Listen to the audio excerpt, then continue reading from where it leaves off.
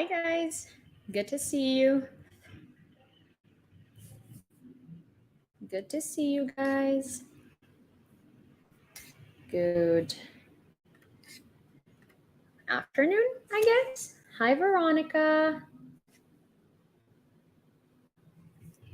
Hi everybody on YouTube, Twitter, Twitch, TikTok world. Hi Karine. Hi Kathy. No, I just started. Hi Lauren. I'm good. How are you guys? Hi Mariana. Really good to see you. Hi Christina. Hi sweet Kathy. Hi. Hi Sky. Hi Gorilla Joe. Hi Juju. Hi Jillian. Hi everyone. Please let me know how you. Hi Heidhein. Hi Brian. Oi. Hi Dorota. Hi Squirrel. Hi Tammy. Please let me know how you find the sound on YouTube, Twitch, and Twitter because I am using a microphone and it should be much better than it normally is. Hi Xander. I thought I was death hotter. It's 100. Oh my gosh. Hi Gap. Yeah, it's quite warm in NYC today as well. I actually quite like the weather. I like it much better than when it's like cool, I guess. I do prefer this kind of weather. It's nice. It's sort of like, what is it today? 70, perfect. Hi, Steven. Hi, Barb. Oh my gosh, yum. I am very, very jealous of your sauerkraut, cabbage, and kielbasa soup. My day was good, Karine. Hi, John. Today, actually, I was a guest on a podcast, and I was talking about Azov and all of the propaganda that has been said about the Azov and how it originated, and sort of a lot of context to when they originated and what is happening with them now and why the world still has this very skewed view of them. Hi, Theo.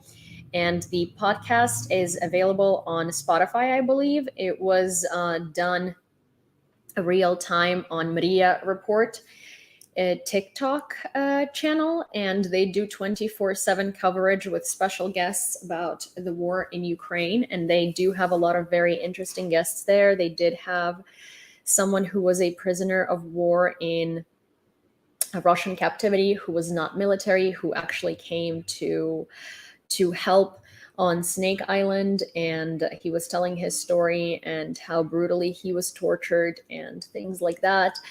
They did have a lot of very notable guests. They're going to say they're going to have a lot of very interesting speakers in the future, and I had the honor of participating on their podcast today, and it was a very great conversation. I am really happy that I have been invited to do so. I'm really happy that I was able to share some things about Azov. They are also a humanitarian organization that gathers humanitarian aid and necessary supplies. So they have Maria Aid, Maria like the airplane. So on Twitter, if you don't follow them, it's Maria Report. I will show you what it looks like. For those of you who are on TikTok, mods, if you could please tag Maria Report so people can follow it. And if you are interested in them on Twitter, then I'm going to show you their page as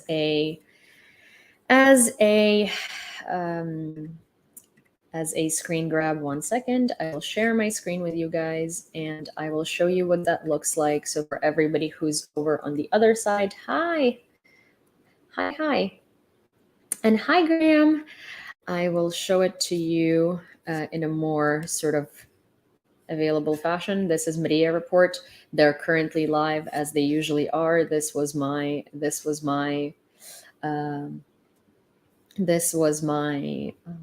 guest spot with them. They do have mariaaid.org if you want to donate. They do these talks almost every day with like guest speakers. I'm honestly honored to have been a special guest on their report. Currently live, they have Caleb Larson, and they do give you like a description of who these people are who go live at a given time, and what they will be talking about and what their relevance to the situation is, and it's honestly quite amazing. So I'm really, really, really honored to have been a part of it. It's MRYA.report, and that's basically the organization. On Twitter. Hello, Slava. Hi, Carolyn. Hi, Annette. Hi, Dashall. But so yes, that was the podcast that I participated in. It's also recorded on Spotify, so you will be able to find it over there if you've missed it. I think that I was able to share some important information that I was interested in spreading. I also did talk briefly about my upcoming interview on Monday. My interview that had already happened, but my upcoming release of the interview with the Azovstal defender that's coming up on Monday. We're working honestly tirelessly to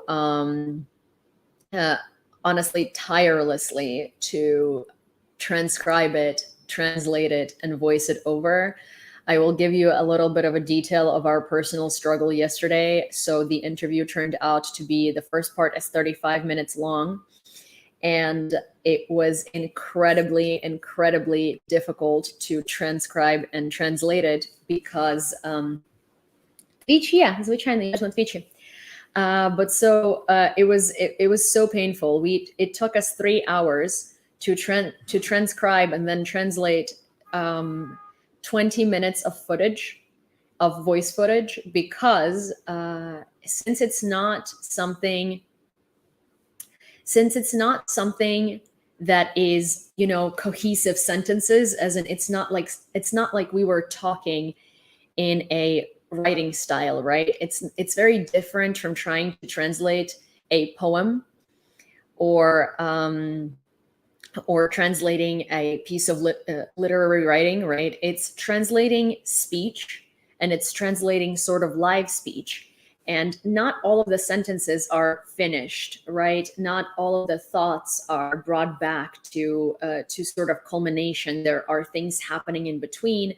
And so it was one of the most challenging things, because while also trying to translate it as word for word as possible, we had to find solutions for some language differences that just don't translate.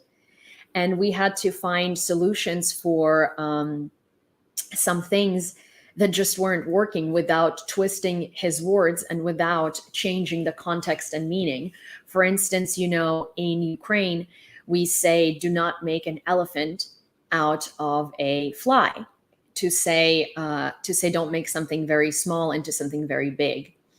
And in the US, the saying is, do not make mountains out of molehills, right?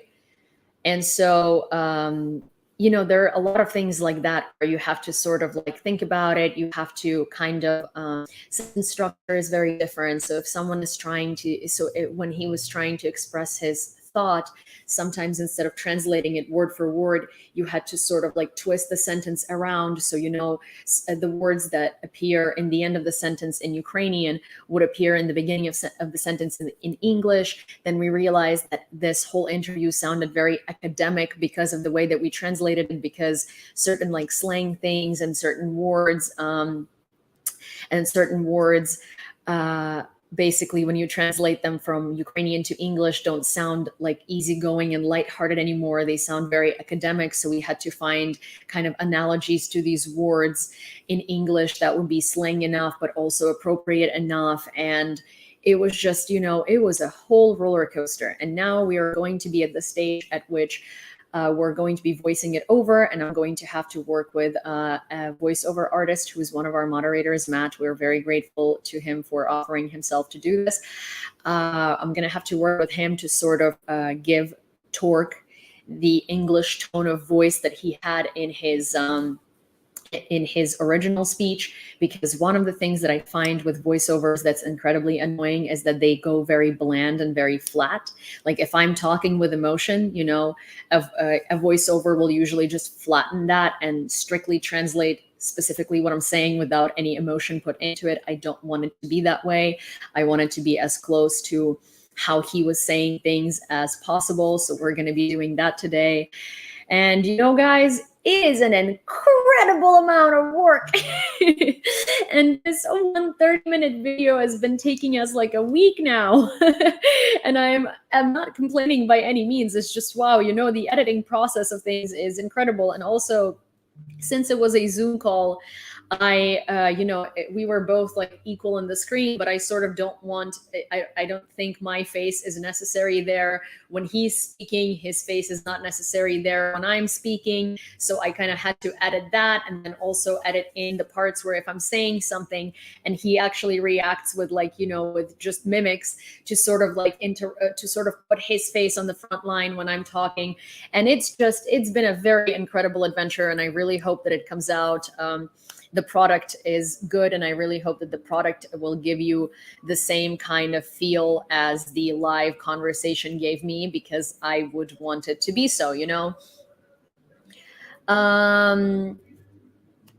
so it's been incredible. It's been an incredible journey, and it's been very rewarding too, because I feel like with all of the effort that we put into it, I'm confident that we're going to give it the best that we can in order for you to experience this conversation as if you were talking to him, So that's that. Hi, Armin. I'm so sorry. Oh my gosh, you sent a quote yesterday and I had a full intention of reading it, but then I got to, hi, Swan.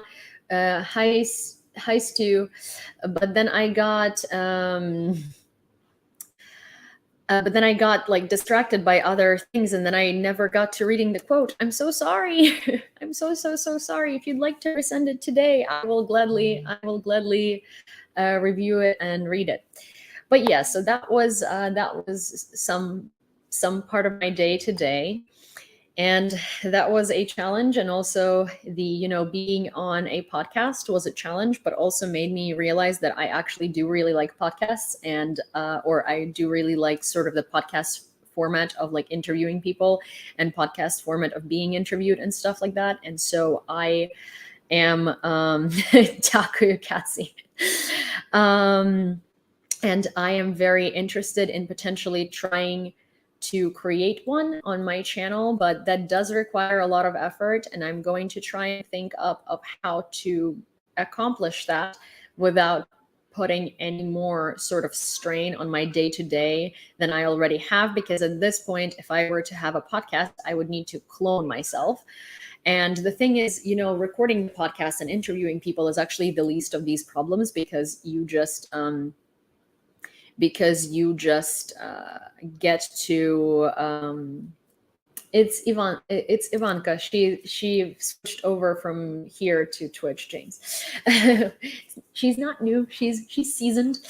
But basically the thing is that interviews actually don't take as long as editing the podcasts and making them listenable, and editing out all of the awkward pauses, and editing out all of the things that actually are repetitive and stuff like that, so they're not boring for you. That's what takes a lot of time, and I won't be able to unfortunately take that time to do that. And so the product would be like very very bland and very basic without any like thought put into it, unless there is someone on this planet who is good at editing audio and stuff like that, and would like to join our team and volunteer to help out. I at this point cannot pay for anything really, because I'm not monetized. I'm monetized on TikTok, but it's like, well, $100 a month maybe on a good month. And so TikTok doesn't really allow me to have monetization enough to be able to fairly pay people. So right now it's on volunteer help out if you'd like to basis. So if anybody is interested, there is that. And I'm putting that out there, and you would be helping to make a podcast. If not, then a podcast will have to wait, which is also totally fine. But there we go. So that's that on that. Now on the topic of today, on our agenda is discussing the sham referendums that have been happening all over the occupied Ukraine. Yeah, I do have a MacBook. That have been happening all over the occupied Ukraine. Mm. And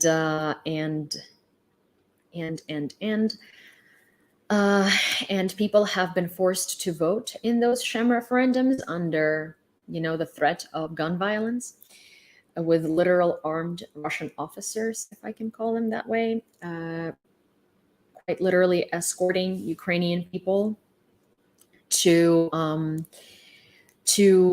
either the place, to the voting booths, or quite literally bringing the voting to their houses and to their homes, knocking on their doors, and quite literally forcing them to vote. And another thing in the agenda is Russia on the Security Council, and the growing support for expelling Russia and creating a procedure for doing so, because at this point it's a disgrace that they're still able to be on the Security Council. And another thing in the agenda is more and more news are coming out. More and more news are coming out about the POWs that we were able to exchange a couple of days ago on September 21st, and the conditions of their health and what they have been going through. And I will tell you, it is not good at all. Hi, Danon. And it is hearing about these things is a difficult pill to swallow, to be honest. We're going to get to it, and I want to give it proper attention, and I want to give it proper, proper time, and I want to talk about it in a proper light. So we're going to start with the Sham referendums. People in Mariupol have been forced to vote in the Sham referendums. They have been quite literally dragged out by Russian soldiers to the voting locations, and Russian soldiers point to the box that says, "Yes, I want to join Russia," quite literally with their arm guns. I'm sorry, I forgot what it's called, but in Ukrainian it's called dulo. But in English, I forgot what the tip of the gun is that actually releases the bullet. So if anybody can help me out with that. Hi, Vernon. So muzzle, yes, pointing the muzzle of the rifle at the correct answer. People quite literally are asking, what am I supposed to, so what do I say? Yes. And the soldiers respond. There have been multiple videos released on the internet showing particularly that, and particularly what's happening. It's very unfortunate, and it's a direct violation of human rights on so many levels and accords. Obviously, the international arena sees how ridiculous these referendums are and how undemocratic they are. And obviously nobody believes them. But, to the question of why Putin is doing it, knowing that everybody knows it's a joke, it's a sham, it's a show, it's staged. It's because he wants to, it's his last desperate attempt at showing the image of power. He wants to do it because he can. And he wants to show the world that he can. And that's why he proceeds with these sham referendums that nobody takes seriously, because he can, and because no one can tell him otherwise. And that sort of is like a despair move in showing the world that he still is this like dictator to be feared, because he can annex the area no matter what, and no matter how much the world knows that it's not real, and no matter how much how unjust it is, he can do it because he wants to. And I think it's sort of like this, expression of his power struggle complexes, and it's him trying to show to himself that he still can do these things in Ukraine and accomplish these goals in Ukraine that he wasn't able to accomplish to begin with. And then also a very interesting piece of information came out that the prisoners of war, Ukrainian POWs that are currently held captive in Russia, who do not have any human rights whatsoever, are not visited by doctors, are not given medical attention, are not given food, are not given water, are being tortured, they are extended the privilege of voting in the Sham referendums, and they're actually forced to vote in those Sham referendums amid tortures. And to be honest, this is one of the moves that I would say Russia makes a lot of really stupid moves, right? We have seen that, obviously. Their entire plan is collapsing on itself, and the whole world sees them as a joke, as an abuser, and well, for what they are, and can tell through all of the lies that they have been producing for centuries at this point. But at the same time, this move particularly is incredibly stupid, because as a prisoner of war, you would not be voting in that referendum. And also, as a prisoner of war who was fighting on the side of Ukraine, presumably on the side of those Nazis that Russia came to liberate us from, right? You would not be voting yes on annexing territories of Ukraine to Russia. That is counterproductive to the fact that you have ended up in captivity based on the fact that you are a Nazi who would not want that to happen, right? According to Russia. So I don't, it's not that I don't see the purpose of doing this, as in like there is a lot of stuff that Russia does with no purpose, no meaning, and no logic behind it, right? Just sort of because they can. But this one particularly is submitting evidence against themselves. This is evidence. This is submitting evidence against themselves and against their sham referendums. Forcing POWs to vote in a referendum, especially forcing them to vote yes, is evidence against this referendum being democratic, and is evidence for this referendum of being a mockery of democratic processes, right? So at this point, it's just this one in particular is the pure sort of like exercise of power and control to show that they can, and to show that they will, and to show that they are, right? Meanwhile, that is actually working to the detriment of themselves, because they're blowing up their own scheme and they're blowing up their own lie and like show by quite literally forcing the people that they have imprisoned. Also, prisoners of war are not supposed to vote. They're prisoners of war. At that point, their vote, right, like doesn't necessarily matter in the context, because they are at the moment an entity, like legally, that is in this limbo until the war is over, right? Because say if Russia won, probably, right? If Russia won, right? Probably what would happen is these guys would have to like submit to like Russian servitude for a while. If Russia loses, then the prisoners of war that were captured in Ukraine would be rebuilding Ukraine and sort of paying their reparations, which is why it's a limbo. And these prisoners of war are in this legal limbo, and so they don't even have the right to vote at the moment. So it's particularly idiotic to utilize that. But also, it does show that they are so incredibly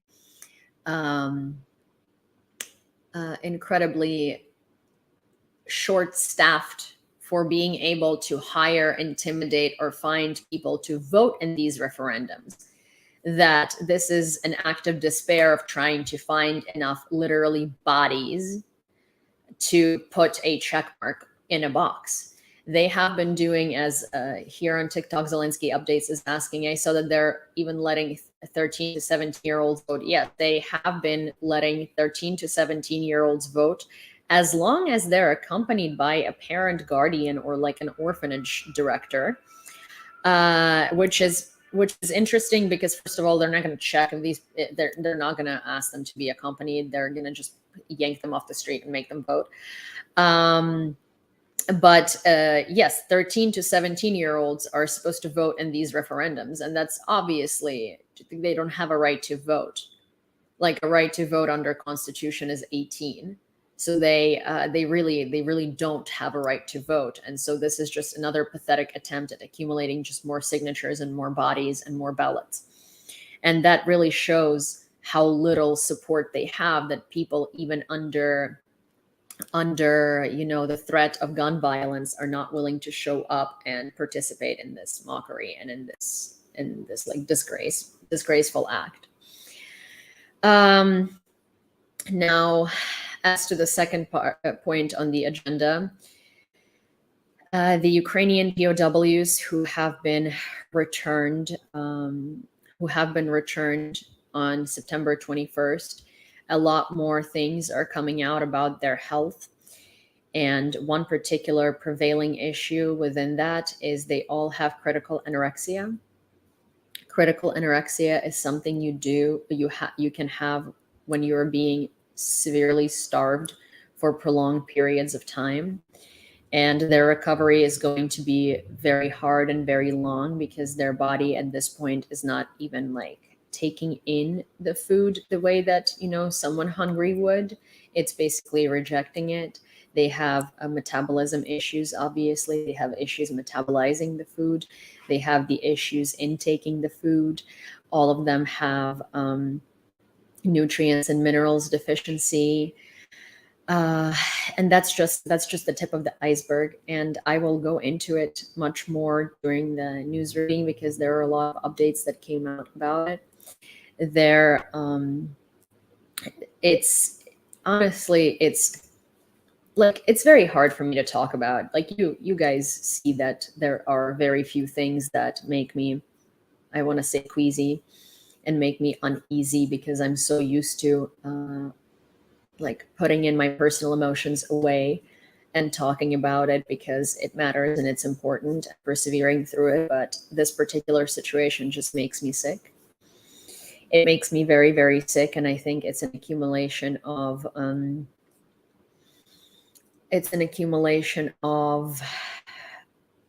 everything that I've had to read and everything that had been happening. And so at this point, it's just getting to be a little too much in that way. Don't take it as mental health. Don't take it as like my mental health needs a break. I'm okay. One of the reasons why I took a break in the evening yesterday is because I had way too much work to do. And also I came home, it was really cold. And I was just like, okay, well, I've done this every day since February 24th. I've had exactly one full day off and one evening off, which means I still did my daily newscast. I just didn't show up to the newscast in the evening. And so this was the third time that I had decided to take a day off. Well, not even a full day. The evening off of news, isn't like the catch-up time. And so that wasn't for mental health by any means. It was just like pure exhaustion. I was just like, I can't do this. I can't talk any longer. I can't sit any longer. I can't stare any longer. I need to pet my dog and lay in bed for 3 hours and just do nothing. And that's exactly what I did. So that was that. But what I'm trying to say is that certain things, because of the amount of everything that had happened, it's very painful. It's very painful. And I can't even imagine the pain that the families of these defenders are feeling when they're seeing them, right? Because the pain that I'm feeling is incredible. And I only know one, personally know only one Azovstal defender, right? So to me, it's crazy. But yeah, we're going to get into those issues today in depth. And another thing that's worth addressing is the amount of support the expulsion of Russia from the UN Security Council is getting. And hi, I'm Sapo. Thank you very much. And the fact that the world is finally standing up, better late than never. Better late than never, but we finally, the world leaders are standing up and saying no more. And even those world leaders that have been on the sidelines, kind of still trying to maintain their relationship with Russia, just in case, this is somehow going to um, all come back to normal, and Russia is still going to be, the rich uncle to them, and they're still going to be able to exploit its money and resources in exchange for whatever it is that they get. And even those leaders at this point clearly see that this is the end of Russia, and nothing is going to change that, and nothing is going to help them. And this is it. Like you have to cut all of the ties, and you have to make up for all of the lack of support, or all of the lack of response to Russian aggression that you have demonstrated. And by those leaders, I'm talking particularly about Macron and Scholz. Macron at the UN was very vocal about Russia being a war criminal, and about not giving in to Russia anymore, not giving them any leeway, and being and sort of being like firm with them and stuff like that, which to me is kind of hilarious, because he's the one who's been giving them so much leeway, and he's the one who hasn't been very insistent, and he's the one who hasn't been very firm. Not even very firm, he just wasn't firm at all, because he was trying to scope out the situation and see what works better for him, right? And with that, he still needed to look good in the arena of EU. So yeah, so all of this is showing specifically like the downfall of the empire, right? The fact that the leaders are turning on it, the fact that Putin is trying to pull off these referendums, knowing that this is not going to lead to anything, and it's not going to help in any way. It's just like a despair, like it's just like, it's a cry not for help, it's like a cry out. It's like he's not thinking logically anymore. He's not thinking like clear as like he is anymore. It's very obvious that he's just like, I'm gonna do this, I'm gonna do that, this is what we're gonna do. Like, he's not thinking anymore about strategy at all. He is just like, I think we're witnessing Putin's mental breakdown currently. I think we're witnessing like a mental meltdown, and I mean it with all due force put behind those words. I'm not saying it. Well, one of the things that I want to say, first of all, one of the things that I do want to point out is like, when I am using a diagnosis of something, right? I don't mean it as like people say like, oh my gosh, this woman is having a mental breakdown, when like someone is just being incredibly like odd, or incredibly like out of it, right? Somewhere in public or something like that, or somebody's like yelling or something like that. Or people say things like, oh, he's just bipolar. He's just bipolar, meaning that like he changes his decisions very, very much and flip-flops a lot. Like, people have called Macron bipolar. I never use diagnoses as like oh, he's just bipolar, right? If I'm saying something, I actually mean it from the standpoint of psychology, as I think that we are seeing a mental meltdown of Vladimir Putin at the moment. Because at this point, he must be under so much psychological pressure, and his own internal view of himself, then his narcissism is like combusting on itself. Everything around him is exploding. Everything around him, everything that he's spent his whole life building, is falling apart. And realistically, that is going to be a very big push for like severe mental health issues, because like that's a lot of pressure. Hi Vernon. And that's what I mean by it. I think that we are witnessing a quite literal mental health crisis on this man.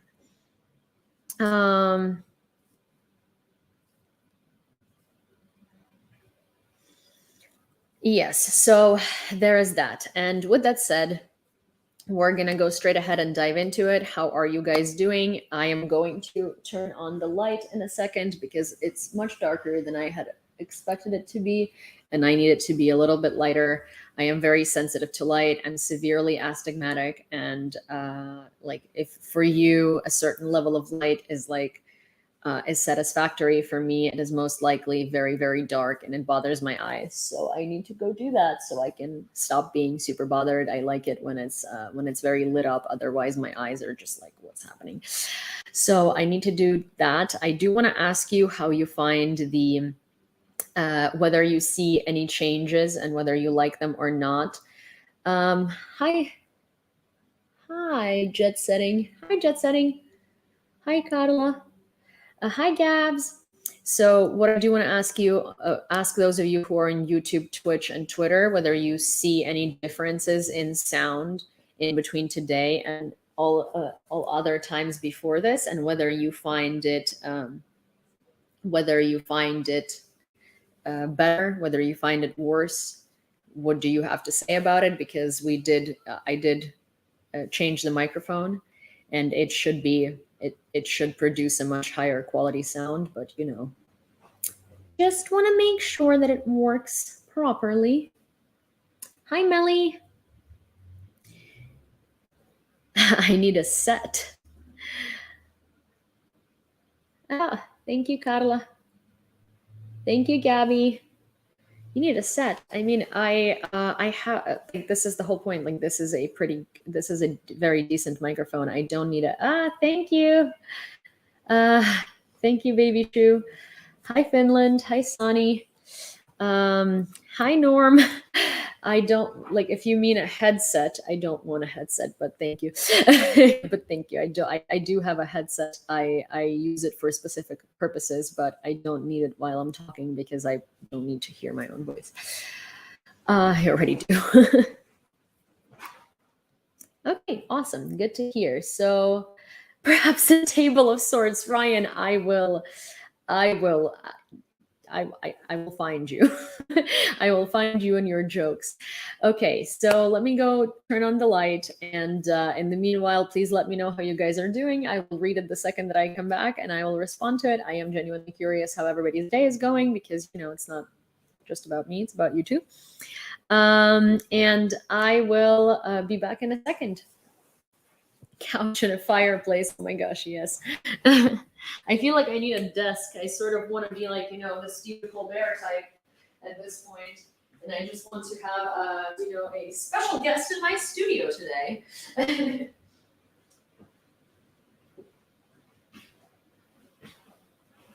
feel like I could pull off being the next Stephen Colbert. I don't think I could. I don't stand anywhere even close to him, but you know. Hi, South Africa. That's awesome. Oh my gosh, what time is it right now? The one that's not is going to get it. Has anyone noticed that the trolls have slowed down since the draft started? Crazy Cat is saying on YouTube. Well, yes, I mean, hey, you know, they're mobilizing about 1 million people, and usually the people they're mobilizing are the people who work your regular jobs and have your regular salaries, not like the rich, right? So I would say, thank you, AJ. I would say that most likely the trolls have been drafted. And you know, for me, it's a particular like a I told you so moment, because how many times have I rebuffed something a troll had said by saying, enjoy your job because you are going to have to be mobilized at some point when the meat is when there is not enough meat for Russia to throw in the front lines anymore. And look at that. Fortune teller Yulia telling fortunes of Russian trolls since 1994. I'm kidding. Could you do an interview about Orest? I mean, here's the thing, guys. I do want to address this because I have been getting, so I posted something. First of all, on my Patreon, I have stories from the interview with Torque that will never be in the interview because they were behind the scenes. And also I have things from the interview with Torque that you guys are already able to read that will be within the interview, but they are like sort of sneak peeks and previews for you. Second of all, on my Patreon, I have seen so many people ask me to interview. So I asked a question of who would you like to see me interviewing, right? By that I meant sort of like more more vaguely, as in like, are you interested in like literary figures and cultural figures in Ukraine, maybe some like celebrities or something like that, right? And everyone went into specifically naming the exchanged POWs that you guys want me to interview. And that is all well and amazing. And I would love to interview all of the people that you have mentioned. However, I am a very small fish in the journalism world, at least for now. And there is no chance on the round earth that I will be able to get interviews with people like Orest, people like Ptashka, people like Denis Prokopenko, until like all of the accredited journalists are done with these interviews. And also, I don't want to treat them like a story, as in like they're not a story for me, they're real people for me who are who I would interview them not for the purposes of like, oh, shock factor, what have they done to you while you were in captivity? Like, I want to interview them to sort of hear what they want the world to do and what they think we can do to help prevent other people being treated the way that they were, right? I sort of want to unveil their personalities. I want them to show the world what they want the world to know, not like what I want them to talk on. But the thing is that because I am a small, independent reporter, I guess at this point, I am not, I don't have connections enough to even get to these particular people for a while. And also because there are going to be so many journalists who are going to want to take their interviews, as like, Orest is worldwide known. He's won like photography awards while he was in captivity. Ptashka is worldwide known, especially that people who have made it into headlines and into like big social media buzz, they're going to be busy, and they're going to be incredibly busy. And also, like, I don't want to be that person who's trying to like get a story, or make it first to get a story, to like have this like, wow, look at that, I interviewed this like POW. I just if they would want me to, I would just like to amplify their voices, right? And that's just it. And I would also like to amplify them towards an English speaking audience as much as I can, right? Because most of these interviews are going to be done in Ukrainian, for a Ukrainian speaking audience. And then they're going to be not translated into English, but some reporter is going to say something like, I interviewed this person today, and they have said that they were brutally tortured and like blah, blah, blah, but no one's going to go through the effort of actually like transcribing, translating, and doing all of this to specifically,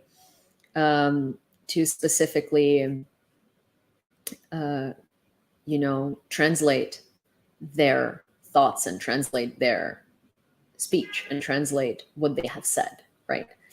Unless there is going to be like one press conference or something. So yeah, so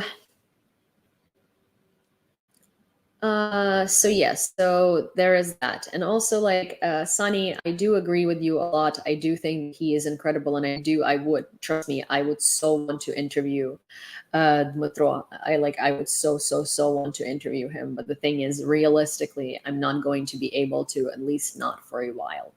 So while I do appreciate all of the requests, and I will do everything possible to interview people, I also want to be respectful of their privacy. I also want to be respectful of their willingness to be interviewed. I want to be respectful, because again, like, I'm not trying to get a news story. I'm trying to amplify stories. And so there is basically that. There is basically that, and that's my angle, and that's kind of what I wanted to say. That's basically what I wanted to say, and that's something that I wanted to make known, because make no mistake, I do want to do these things. I just want you to have realistic expectations also.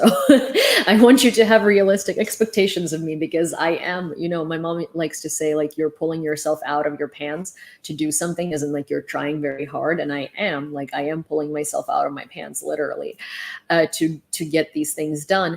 But with that, please have realistic expectations, because I'm not superhuman. And also, please take into account the fact that I'm not going to be one of those people who is going to be knocking in their inbox, in their DMs, into their, into their families, into their contacts, to try and reach them. Because my point is, if they don't want to be reached, if they don't want to give that interview, if they don't want to speak to me, I'm not going to try and force them to. Because again, I think the difference between like a news story and the difference between seeing a person and showing a person is I don't want to force them to give me a story. I only want to talk to them if they genuinely find it like they want to talk to me, and they have something to say and they want people to hear it, right? So this is what I want to make very clear. So there is that. Okay, so with that said, let's start off strong with the territory of Zaporizhia region, where Russians are holding a referendum at gunpoint. Take a look. Hi, Lady Bubbly.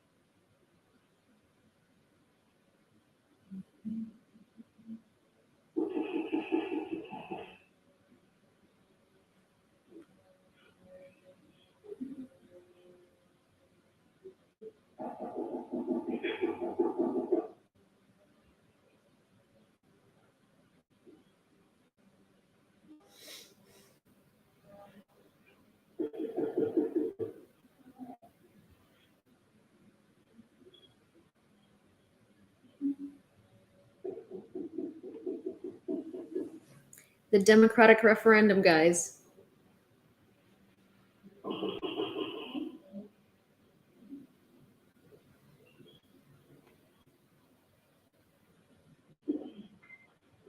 Hi, Faye.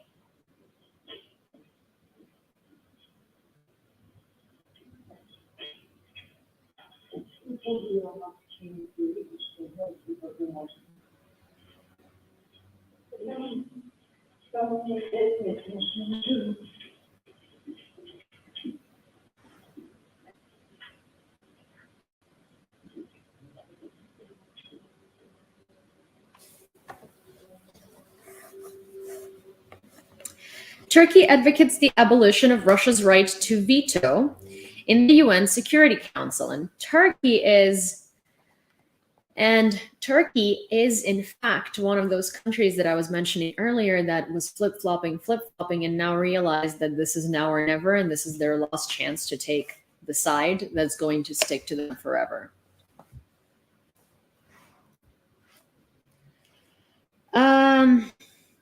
Turkish Foreign Minister Mevlut Cavusoglu stressed that his country is in favor of replacing the right of veto to decision-making by majority vote. Recall that thanks to this right, Russia, which is a parliament member of the UN Security Council, blocks any decisions aimed at counteracting its own crimes.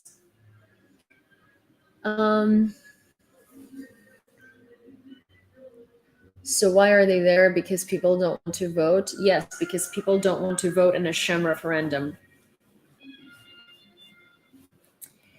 The US general criticized the mobilization in Russia. The mentally and physically unfit are being recruited. The US military has stressed that Moscow is trying to replenish the army with soldiers who do not want to fight, which has already shown an unexpected level of incompetence. If Russia stops fighting, there will be no war. If Ukraine stops fighting, there will be no Ukraine. US Secretary of State Anthony Blinken said in front of... One man chose this war. One man can end it. Because if Russia stops fighting, the war ends.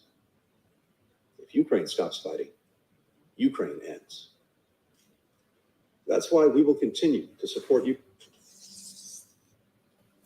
That's actually a very big statement of support because it echoes the words of Zelensky in the beginning of this invasion when everybody was telling him to just concede the territories and stop fighting and nobody wants to prolong the war and stuff like that. And Zelensky responded saying, well, if Russia stops fighting, the war ends. If Ukraine stops fighting, there will be no more Ukraine. And it is a very, very big statement of support in front of the UN, and Russians know it because he echoed the words of Zelensky. He took them and echoed them word for word. And that's a very big deal because that, if anything, shows that you're fully, fully, fully backing him and his country. Emmanuel Macron gave an interview with CNN. The president of France cited the post-COVID-19 consequence because of Putin's isolation during the pandemic among the reasons why Putin, in his opinion, decided to launch a full-scale invasion. Yeah, okay. And I have no rational explanation. I think this is a series of resentments. This is a strategy of hegemony in the region. And I would say this is a post-COVID-19 consequence. Isolation. Because he's been so isolated? I think so. I think so. And I have no rational explanation.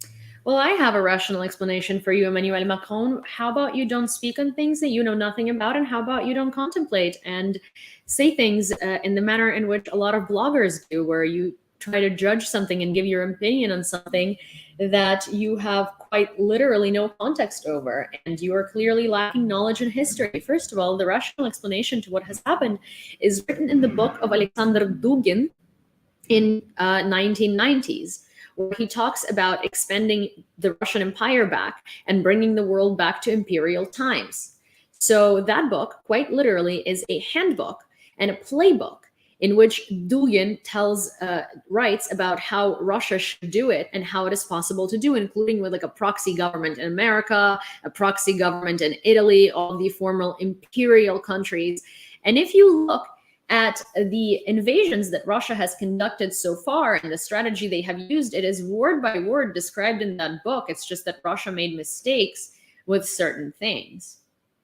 And so they weren't able to. And also in that book, it is mentioned how Ukraine is always the one screwing up Russia's big plans, and how this time it's going to be different because they got it. They know how to do it if they follow this particular pattern. And here we go again.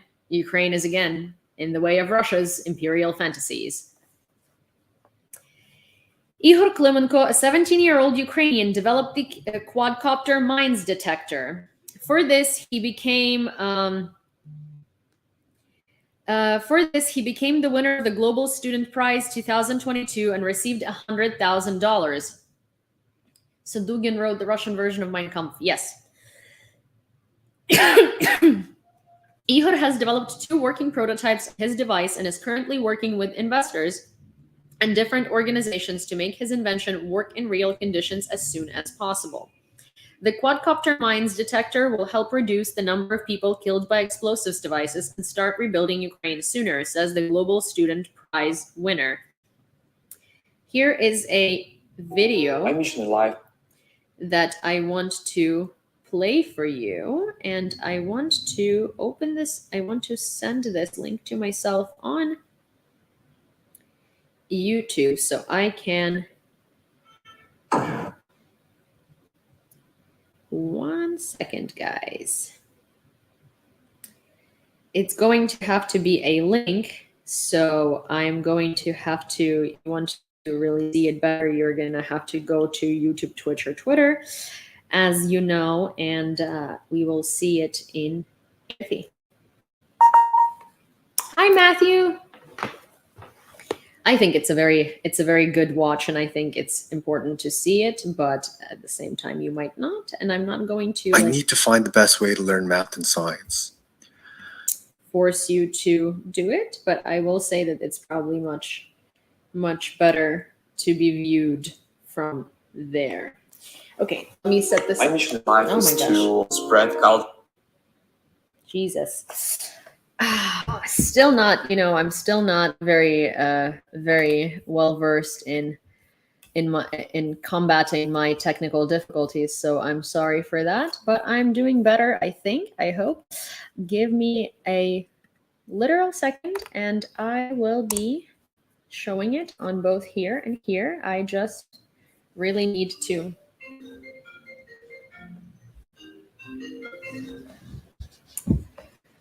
I changed my phone number and I keep having like phone calls meant for some person, I think a guy, that I don't know, who has a lot of friends consistently FaceTiming him. And it's really annoying because I'm not him and I don't know them.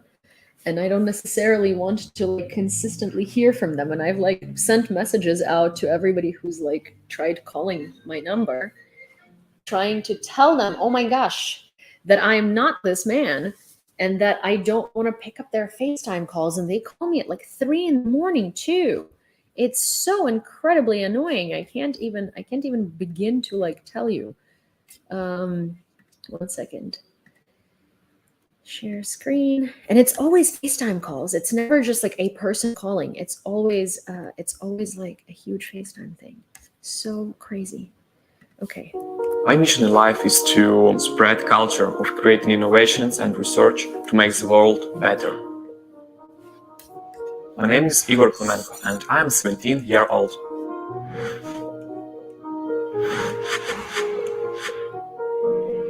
Since early childhood, I have been attending various courses which included programming and engineering. I began from constructing models from Lego and taking part in different competitions.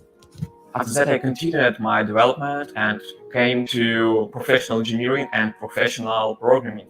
So I started creating some innovations for the world and for Ukraine.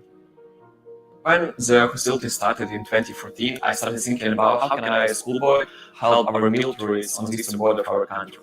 I was starting creating different devices for the mining territories, and one of them was quadcopter mine detector. It is a special device which includes a drone and a metal detector. It is detecting landmines and providing signal to the user. After that, the signal is calculated and we can know exact coordinates of explosive objects, providing complex scanning of territories remotely. So we're going to save hundreds or even thousands of lives by using this special device. There were a lot of challenges which impacted me and development of my project, and the biggest of them were the hostilities which were conducting near my village. I was living in basement with 8 people, and I was continuing working on my device. I was hearing sounds of explosions, planes, rockets, but I known that I should continue working. I should go ahead and create my device to help our military, to help Ukrainian sappers.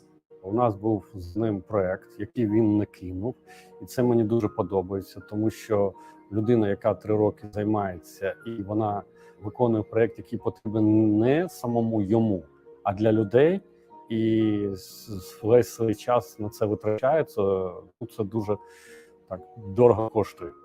I have been taking part in different competitions, exhibitions, and festivals. To show the world my idea, we shouldn't stop. We should work ahead and create new innovations to help the world.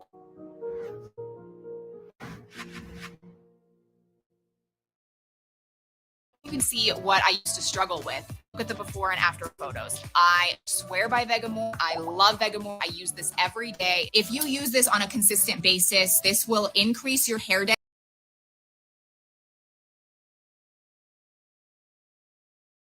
Yes, the increased hair density is what we really care about.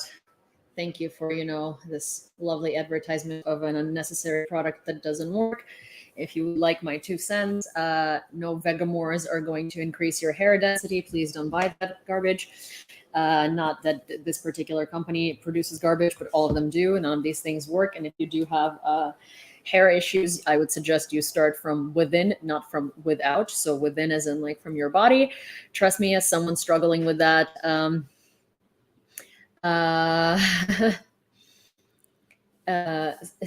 trust me, if as someone who's been struggling with that due to severe thyroid hypothyroidism issues, and who has found some success in, you know, in restoring my hair, because I've actually restored my thyroid.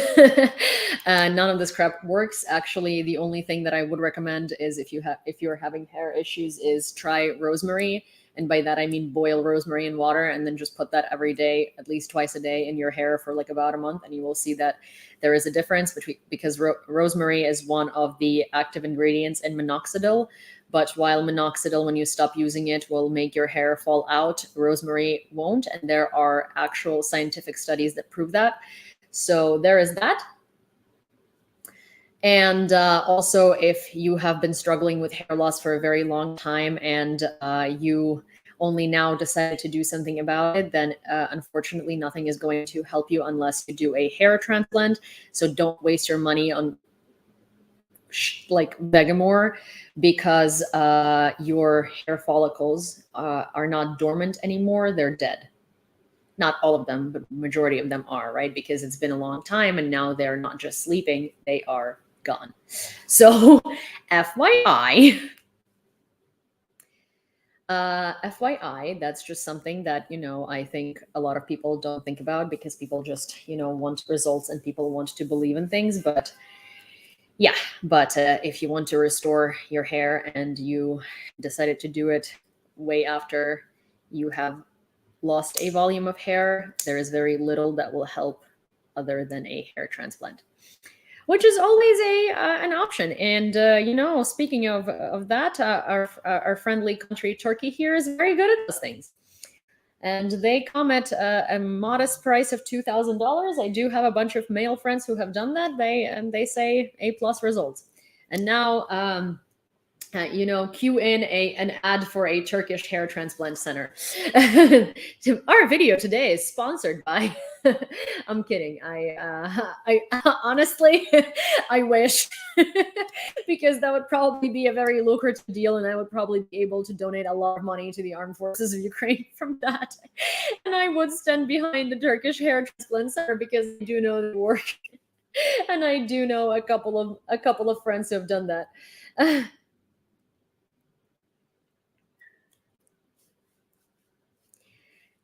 Anyways, so there's that. Okay.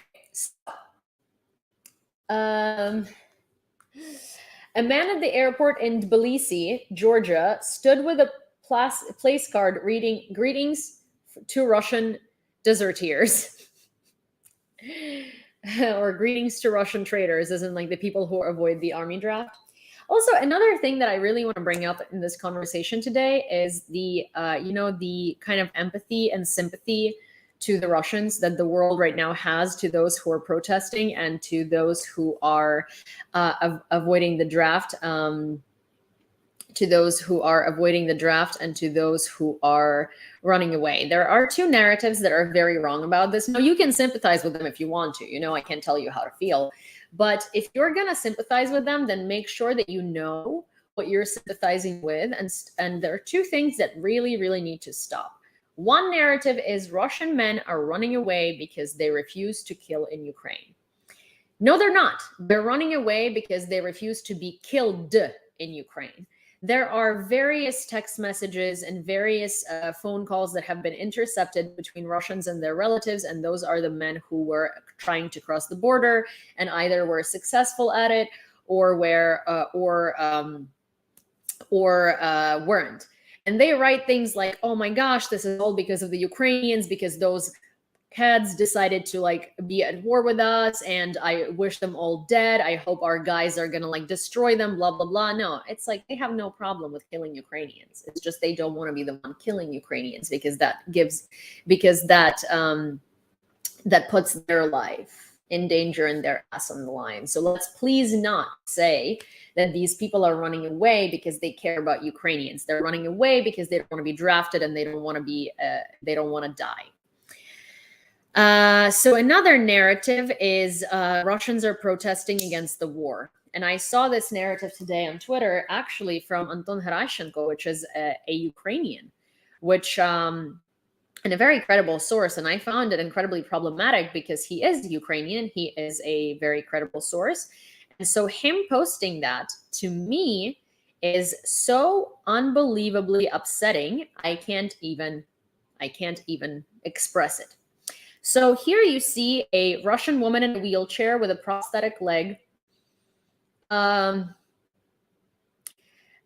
a prosthetic leg, and she is saying, "Do you want to be like me?" As in, do you want to be disabled like me? Що мені ще не надоїло? A Russian woman in a wheelchair spoke up against the war, Anton Gerashchenko writes. She's brave, alone amid photographers and special police. So, correction here. I think you meant to say a Russian woman spoke out against mobilization, not against the war. She isn't saying, do you really want to kill in Ukraine? She is saying, do you want to end up disabled like me? Stop making this into Russians against the war. It's Russians against Russians dying in the said war. They had no issue with the war. They had no issue with Ukrainians dying.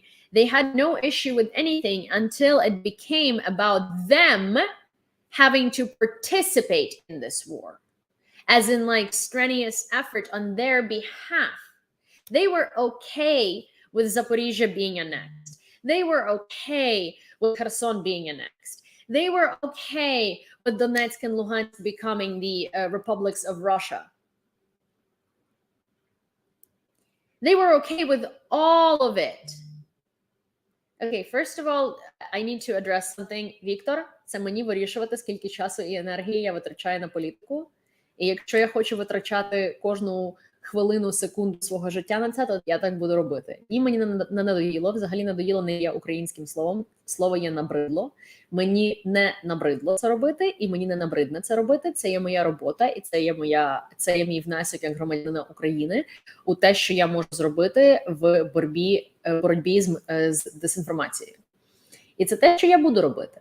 І я дуже не люблю, коли люди приходять і кажуть мені, що робити, і що я роблю так або не так у своєму житті. Тому, будь ласка, якщо ти не хочеш дивитися і я тобі набридла, то це нормально, будь ласка, не дивися, я тебе не змушую. Але якщо ти хочеш мені сказати, що мені це має набриднути і я маю менше часу приділяти політиці, то, будь ласка, скажи мені, з якого милого? Чому? Тому що я дівчина і тому що мені треба займатися чим кращим, чи як? Чимось кращим, чи як? Тому що наразі чомусь ти не кажеш таке Геращенку, чомусь ти не кажеш таке іншим журналістам, чомусь ти не кажеш таке людям, які це роблять на телебаченні в Україні. Їм не набридло це робити? Так, робота. На даний момент це є моя робота, тому що я проводжу цю роботу і я займаюся постійно тим, щоб просувати цю роботу. Я записую інтерв'ю з людьми, я проводжу дуже багато різних заходів для того, щоб збирати гроші. Так, це є моя робота. Вона волонтерська, але вона робота.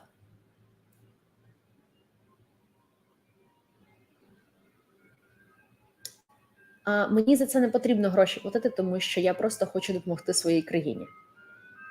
Але робота не обов'язково оплачується. Я кожен день встаю і роблю це як свою роботу. І мені це підходить. І це не твоя справа. Тому, будь ласка, залиш мене в спокої.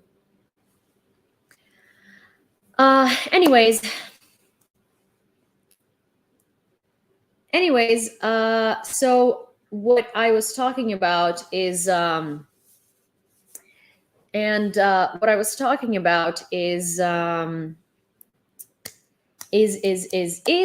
what was I talking about? I'm sorry. Could you please remind to me, among the misogyny that has been avalanched on me just now, what the last point of mine was? I think I was talking about the fact that Russians are not speaking out against the war in Ukraine, and they were okay with the war in Ukraine this entire time. The war in Ukraine has been happening, whether you believe almost 8 months now, or for 8 years and 8 months now, if you're being a little more correct.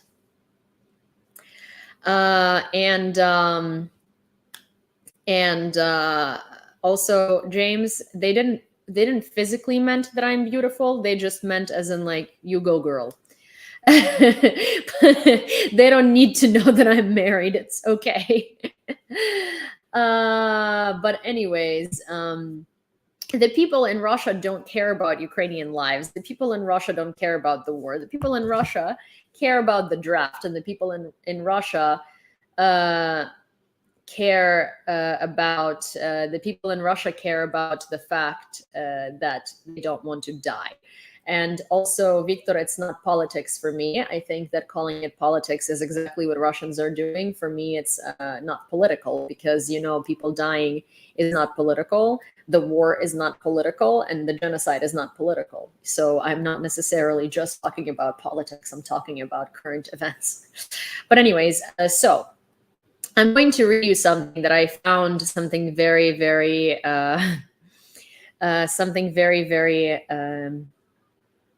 interesting, and something very, very well put, that will put it in perspective for you about all of these protests, and about everything that you talk about as Russians doing this, you know, heroic actions in order to counter the Ukrainian invasion and protest in these circumstances in which they absolutely cannot protest. And I will give you an example of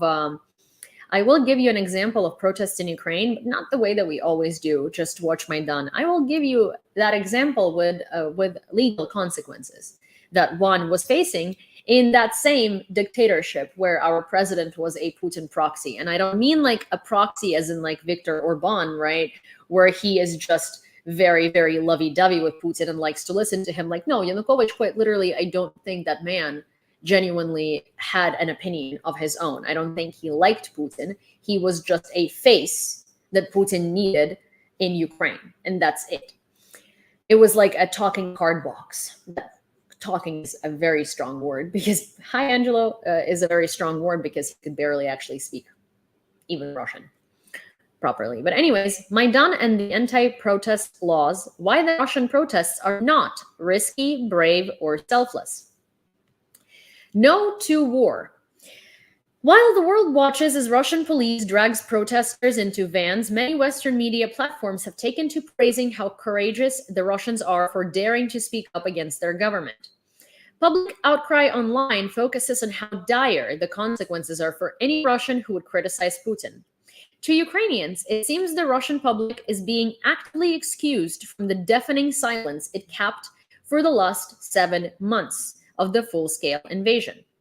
All because only 0.002% of 140 million Russians chanted no to war. Many Ukrainians have begun to compare the Russian protests to the Revolution of Dignity in Maidan in 2013-2014. Anti-war protest laws. On January 16, 2014, the 56th day of the Revolution of Dignity, Ukrainian President Viktor Yanukovych adopted multiple laws aimed at suppressing anti-government protests. 25 conditions were introduced, including but not limited to: defamation, returned to criminal code 2 years of imprisonment; distribution of extremist materials, 3 years of imprisonment; group violation of public order, 2 years of imprisonment; mass disruptions, 10 to 15 years of imprisonment; threatening a policeman, 7 years of imprisonment. Foreign agents became NGOs which receive financial assistance from abroad and will be paying taxes on their revenue, quote unquote. NGOs and churches cannot take part in extremist activities. The government can decide to prohibit access to the internet. Do any of these conditions sound familiar to you? That's because they are the same consequences excusing the Russian public's inaction up until now. And yet, this did not stop Ukrainians. Over 1 million people came out to protest around the country in Kyiv's Independent Square Maidan. 1 million people. Out of 45 million, 1 million people showed up. While in Russia, out of 145 million, it wasn't even a million, it wasn't even 100,000. Setting up a protest village, thousands of people barricaded themselves and lived on Maidan for 3 months. A Netflix documentary called Winter on Fire depicts the entire span of the protests. It's available to watch on both the Netflix app and their YouTube channel. The Heavenly 100. On the 61st day of the protests, Ukrainian civilians were shot on the streets of Maidan. Most of the Heavenly 100 heroes died of gunshot wounds by February 20th, 2014. The annual day of the Heavenly 100 heroes is marked on this date. The Order of the Heavenly 100 Heroes was also established to be awarded for civil courage, patriotism, as well as for the charitable work and public activity. For 8 years, Ukrainians have been dying for their country. See no evil, hear no evil. The current protests in Russia seem to have given the impression to the Western media that the public are against the invasion of Ukraine. Common myths about Russian freedom keep being brought up online. But the poor Russian boys don't even want to fight in this war. Since February 2022, Russian soldiers have committed numerous war crimes, including rape of men, women, children, babies, and the elderly. Liberated areas such as Bucha and Izum were found with mass burial sites containing bodies with bound hands behind their backs, their trousers down to their knees, and some have been castrated. No one forced these poor Russian boys to do this. It was a choice. But the Russians have only been fed propaganda. Maybe that is true since the spring of 2022. The Russian public have had access to free press before then. They have been fully aware of Ukrainians dying at the hands of Russian soldiers for the last 8 years. They chose to ignore it with excuses such as, there is propaganda on both sides. It's hard to ever really know the real facts of the matter. If it still feels like the Russian public is blame-free, here is some more ideas to consider. But the Russians don't have the right to free speech. With Ukraine's successful counteroffensive in September 2022, but before the news of partial mobilization, Putin and his government were already receiving criticism from the Russian public. Consider this: if the people have no rights, how are they suddenly so motivated to speak up despite there being no apparent right to do so? Because they finally found out about the genocide? No, because they're losing this war. By choosing to stay silent, they brought the war to their own doorstep. We have already lost. The rest is just a matter of time. Igor Girkin, a former Russian intelligence colonel, addressing his 430,000 followers on Telegram. Genocide or mobilization? Hi, everybody. With mobilization now in full effect, the Russian public is doing everything they can to run away from the problem that they themselves chose to do nothing about until it finally impacted them directly. Flights are sold out, and popular Google searches now include how to break an arm and how to leave Russia. Multiple protests have been organized around the country, including Moscow, but they're referred to as anti-mobilization protests. Some even read no to mogilization, a play on words as Mogila in Russian means grave. These are protests against the mobilization of Russians, not the genocide of Ukrainians. Genocide is met with silence, but mobilization is met with outrage. Is that what you call brave, dear Western society? Because that is what you're calling brave. What you're calling brave is the people who justified this war up until now, up until they had to go and defend or offend another country themselves, because that actually requires effort, not sitting on the couch and screaming that they support it. Hi, everybody. Good to see you. We have another raid from Dionysus on Twitch. And hi, guys. Very happy to see you here. Welcome aboard, and I hope you enjoy the ride. Okay. So, citizens of Great Britain who returned from Russian captivity told the Daily Mail in an interview that the Russians tortured them by beating, stabbing, staging the death penalty, and electrocuting them. The captives say they ate real food on the plane en route to Saudi Arabia for the first time in months. We had beef and rice, chicken and spring rolls, said British paramedic John Harding, who had served in the Azov regiment in recent years. The prisoners were kept in a cramped prison cell for 23 hours a day. According to Harding, the Russians are quite inventive when it comes to torture. They adapted the old phone into a torture device so that a prisoner would dial a number, and when the dial turned to its place, it would hit him with an electric shock.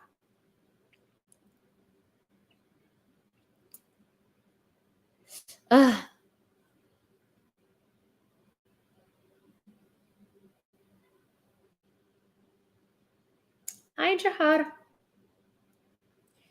So those are just some of the testimonies on behalf of the prisoners of war, and we're gonna get a lot more. We're gonna get a lot more of those.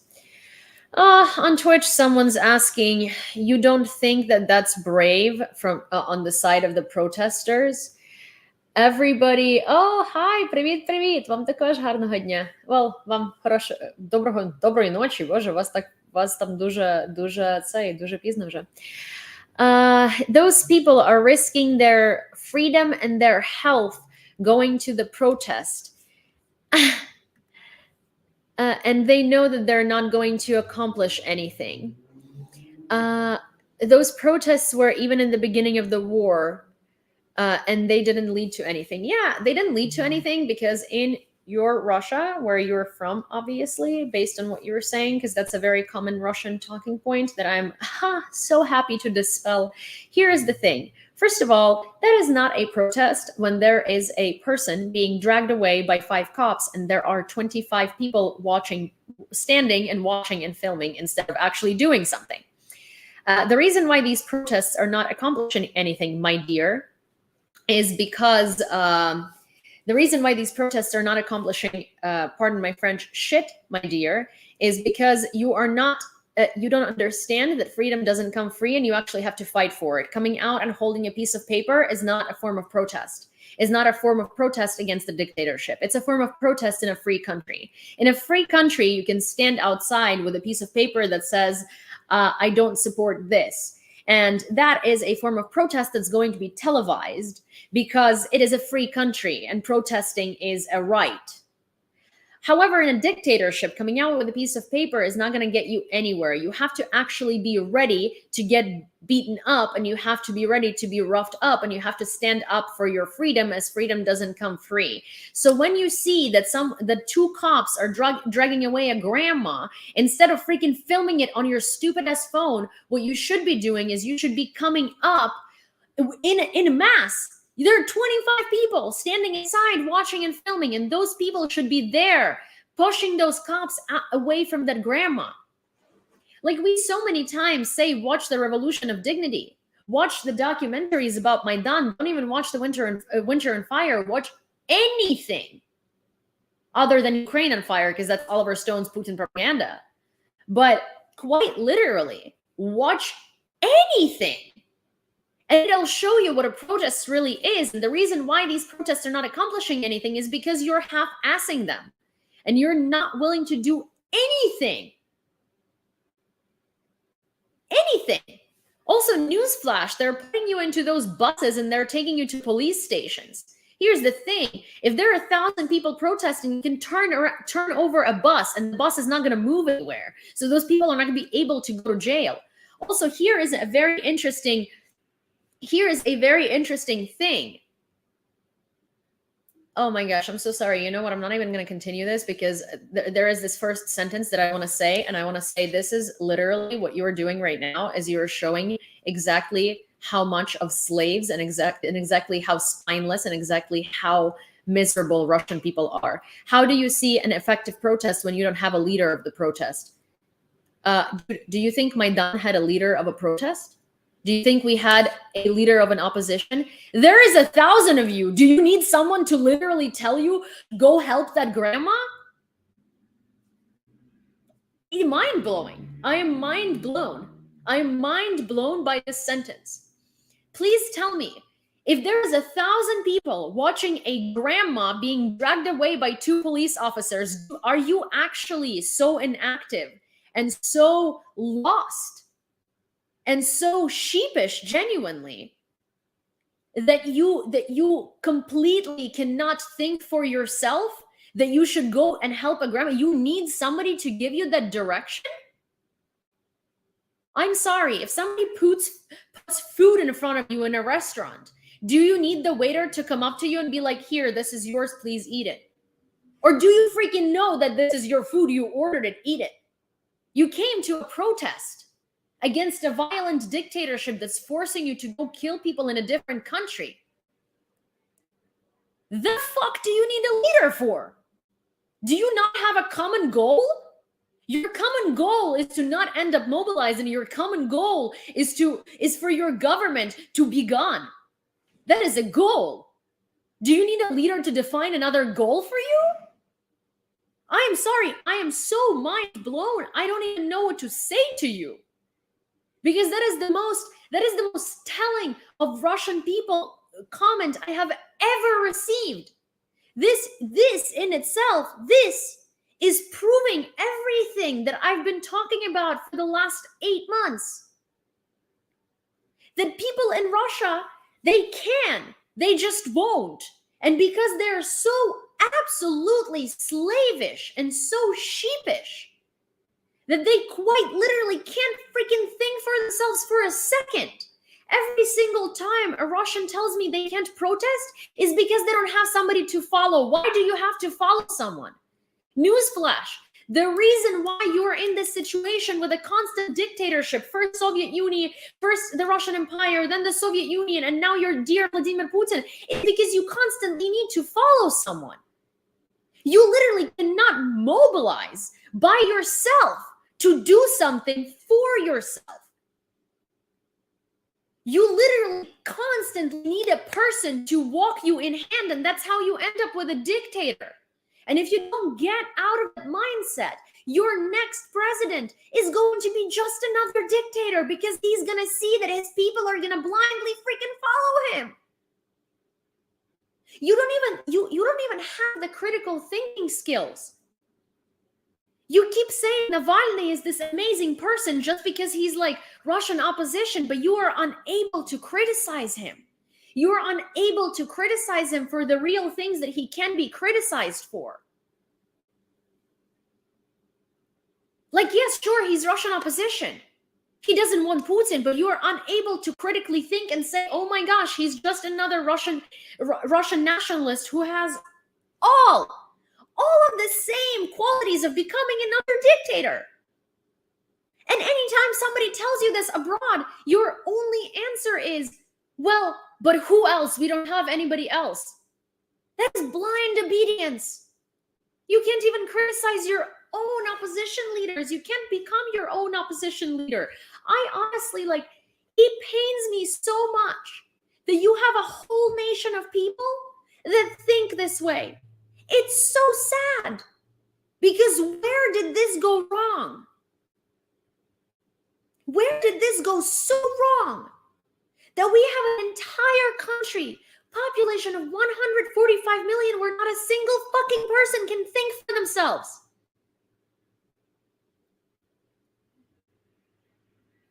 like, that's so sad.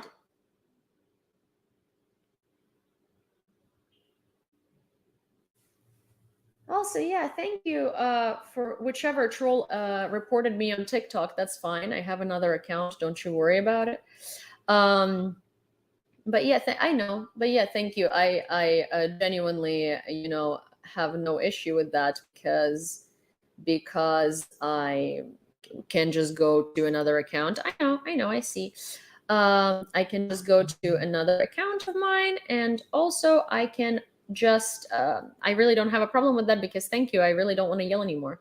And honestly, I needed that break because to be fair, I'm so tired of Russians and I'm so tired of this. It's so absolutely sad and pathetic that I have to talk to a grown ass person and explain to them why they don't need somebody to handhold them through a protest against a dictator. If you need your hand to be held in a protest against a dictator, then you are not fit for that protest to begin with. Like, I don't know what else I can say. I'm so sorry that this is you and this is how you think, and I'm really sorry that you live in a country where you think that you want change, but you really don't. You just want a different dictator. And you still want to be dictated what to do every step of your way. You just don't like this particular dictator. And it's sad. It's incredibly, incredibly sad. Oh, my live got reported. It's fine. But yeah, so that's just saddening to me because realistically, what you should be saying is that we still want a dictator who dictates our every move. We just don't want that dictator to be Putin because realistically, you don't want to be free because freedom requires you to not need a leader to follow. Okay? Blindly. Hi, Lauren. Escalation continues. I will not write the worst obvious facts yet, I think, and everything is so obvious. It won't be easy. It will be harder, but then it's better. We will win, but at an extremely high price. Take care, and be prepared for any eventuality. Ukrainian activist Serhiy Sternenko. What's your opinion about direct nuclear threat to Ukraine? I've said this before. I think that Putin is bluffing with the nuclear threats because, well, first of all, again, we all know that their weapons, some of them work, some of them don't work. They might go off, they might not go off. I don't think that anybody in his government, I don't think that anybody in his surrounding is going to try and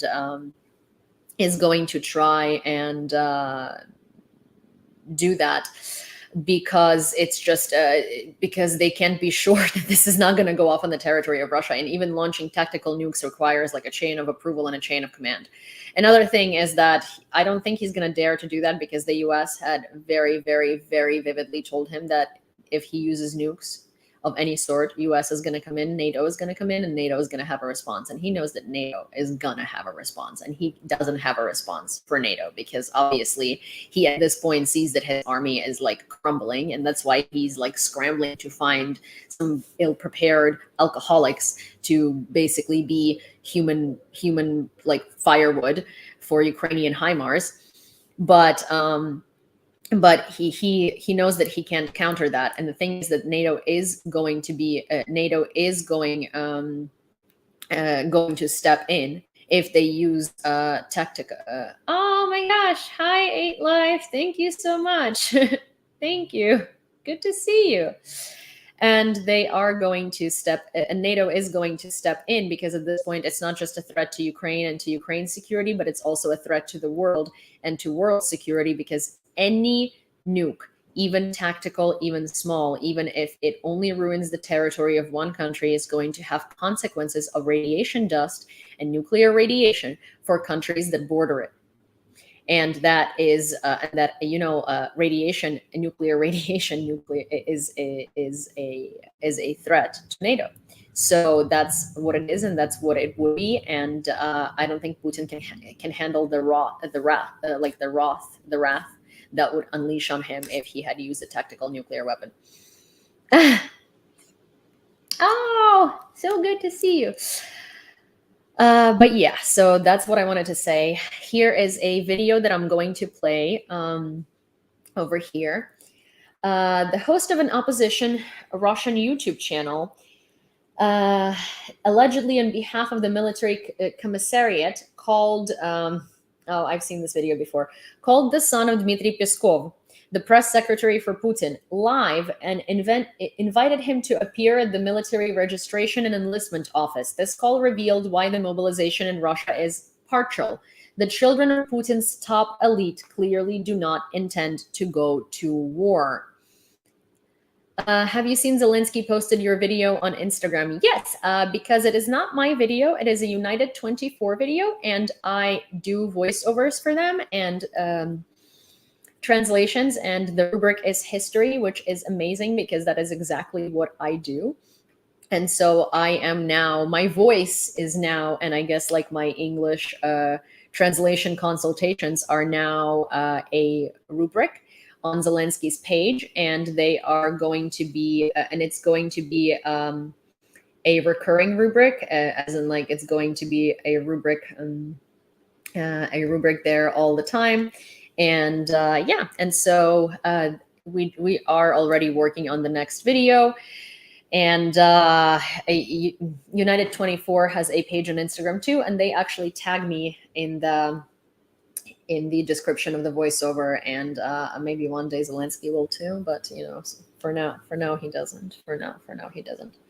A rubric, it's like a rubric is a like a part of something, part of their channel, like a weekly rubric. You know, a rubric could be like you have a history channel, and your weekly rubric is guess.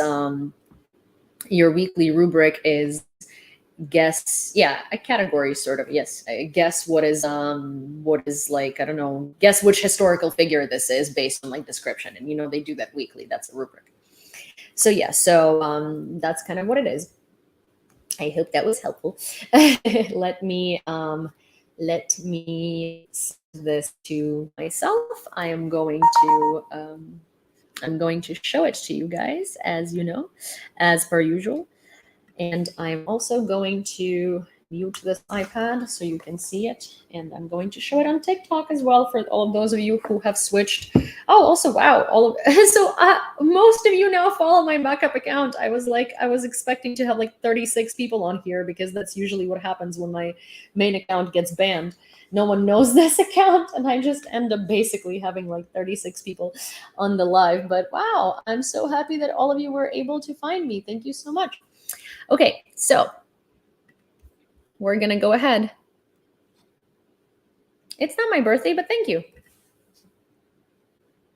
Последний у нас сегодняшний лот в нашем аукционе Николай, сын Дмитрия Пескова.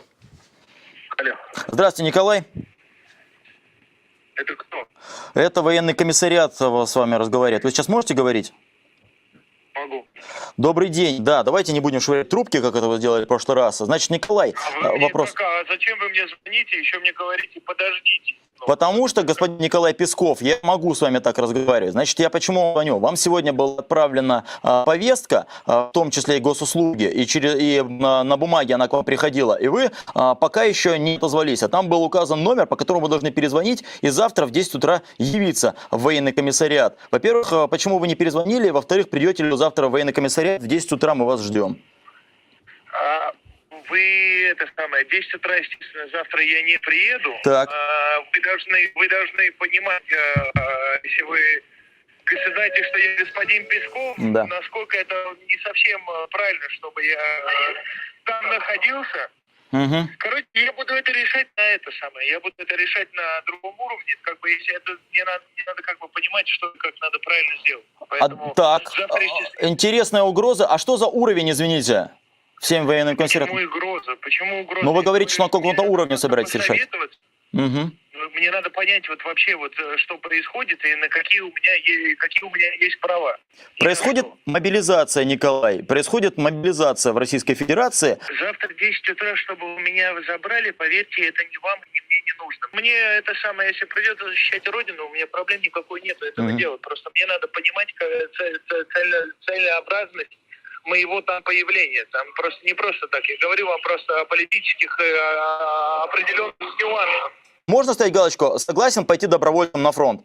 Просто мне тут Нет. надо... Нет, мне такую галочку ставить не надо. Вот смотрите, если вот Владимир Владимирович мне скажет, что мне надо туда идти, я туда пойду.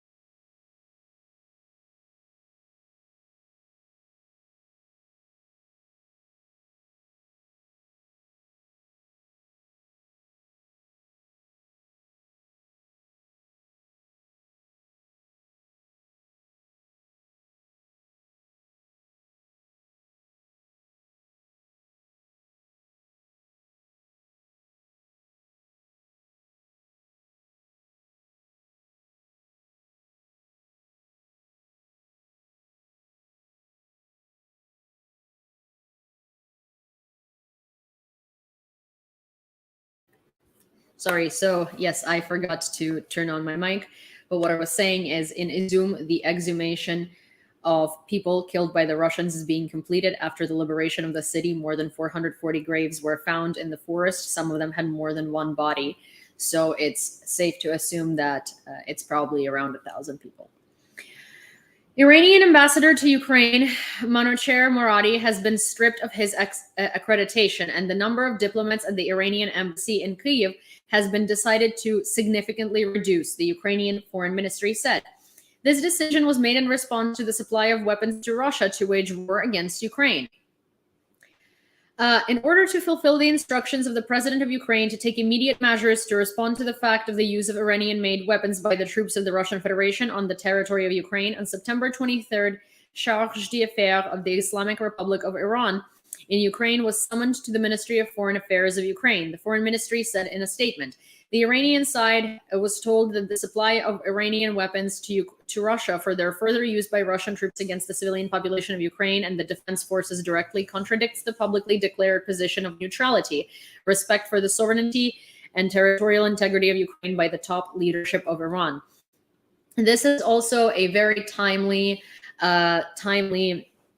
situation because this is also an incredibly timely situation with everything that is going on in Iran. And I will be doing a video on that, not because I feel like I have the prerogative to, but because I think that, as a person who was expecting the world, not expecting, but was hoping for the world's support on the matter of the Russian invasion into Ukraine, I would like to also amplify Iranian voices of Iranian women because they deserve that. And what their government is doing to them is incredibly, incredibly, incredibly, incredibly horrendous. And they should be able to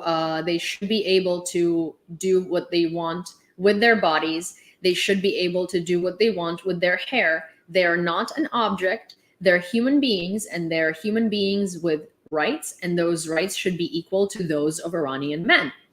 And I would like to amplify Iranian voices. I would like to do some research and find Iranian creators to steer you towards. I don't want to speak on the matter because I'm not Iranian, as in like I don't want to give you, I can give you quick facts to sort of like sum up what's been happening, but I'm not going to butt in where I don't belong, but I will try to compile, not try to, but I will compile a list of Iranian women who are actively speaking out on the matter and who are much more qualified to speak about this than I am. And I would really like to help aid spread their message because as someone who is so grateful for all of the international community's support towards me and towards Ukraine and towards my fellow citizens, I really hope that we can extend the same amount of support to Iran. 22 EU countries will join the suit of Ukraine against the Russian Federation in the European Court of Human Rights, according to Deutsche Welle. According to the publication, Bulgaria, Greece, Malta, Hungary, Cyprus refused to join the lawsuit. Hungary. Among non-EU countries, Ukraine was supported by Norway. The UK and Iceland are expected to join in the near future. At night, the invaders made another massive missile attack on Zaporizhia. The missile hit the residential sector of Zaporizhia, causing a fire in a multi-story building. 1 person died and 7 were injured. Lithuania will not grant asylum to those Russians who simply run away from responsibility and try to hide from mobilization, Lithuanian Foreign Minister Gabrielius Landsbergis wrote. And that's a right thing to do, because they weren't speaking out against the war, they just spoke out against mobilization. NATO Secretary General Jens Stoltenberg believes that after the referendums in the controlled territories, Moscow will claim that Russian territory is being attacked with the help of the alliance's weapons. However, according to Stoltenberg, NATO will not reduce support for Ukraine due to the change in the Kremlin's rhetoric. I mean, that rhetoric is not going to help them by any means. That rhetoric is really not going to change anything other than just them continuously lying to Russian citizens, because at this point, everybody sees what's happening, everybody knows what's happening.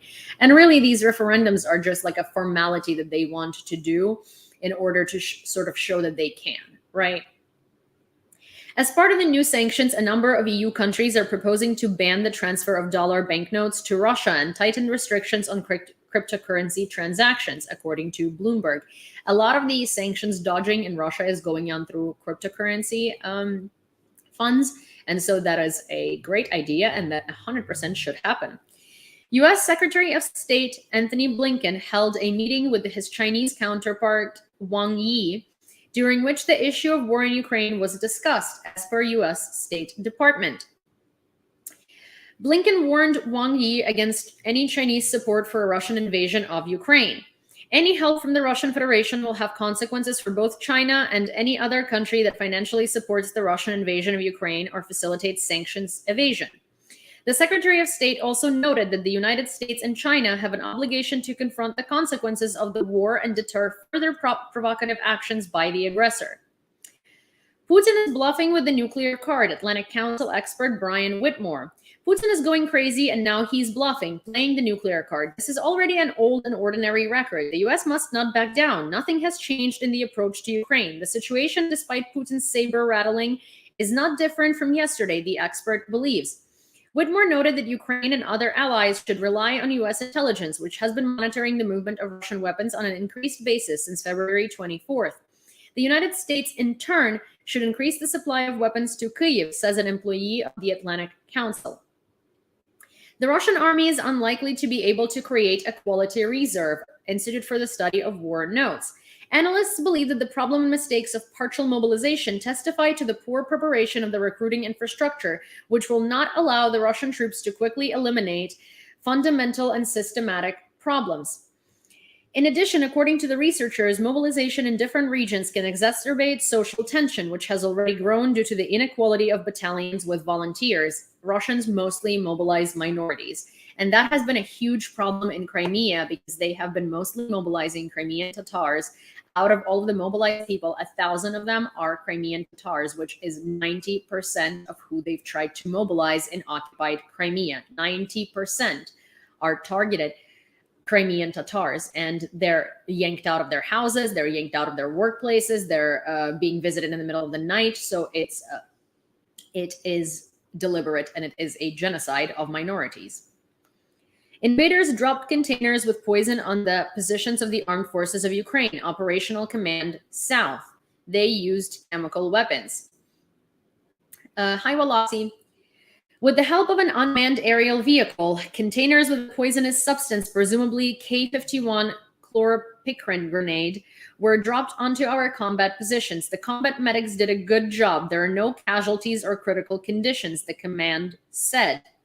In Izum, 436 bodies were recovered from a mass grave. Most of them have traces of violent death, and 30 have traces of torture. Corpses with ropes around their necks, with their hands tied, with broken limbs and gunshot wounds. Several men had their genitals amputated. Most of the bodies are civilians. 21 are military personnel, said the head of the Kharkiv Regional Military Administration. What they mean is they have been mutilated.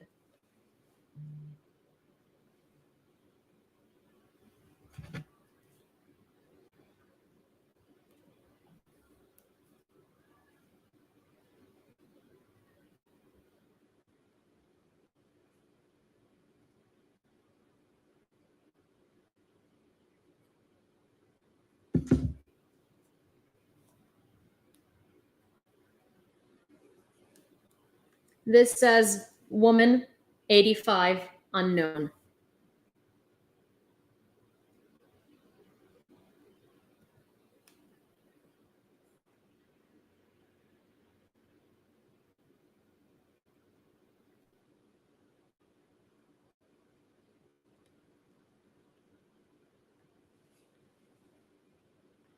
It's just a never-ending field of graves. What's the number one thing you want to do before you die for anyone? I want to help Ukraine, and I want to make sure that Ukraine is at peace and free. And I want to make sure that I amplify every Ukrainian voice that needs to be amplified. Armed with long-range ATACMS missiles, which the US has so far refused to supply, as well as Abrams aircraft and tanks, Ukraine can regain lost territories in a few weeks, according to Ihor Levchenko, head of the new geopolitics strategic modeling department at the Kyiv think tank.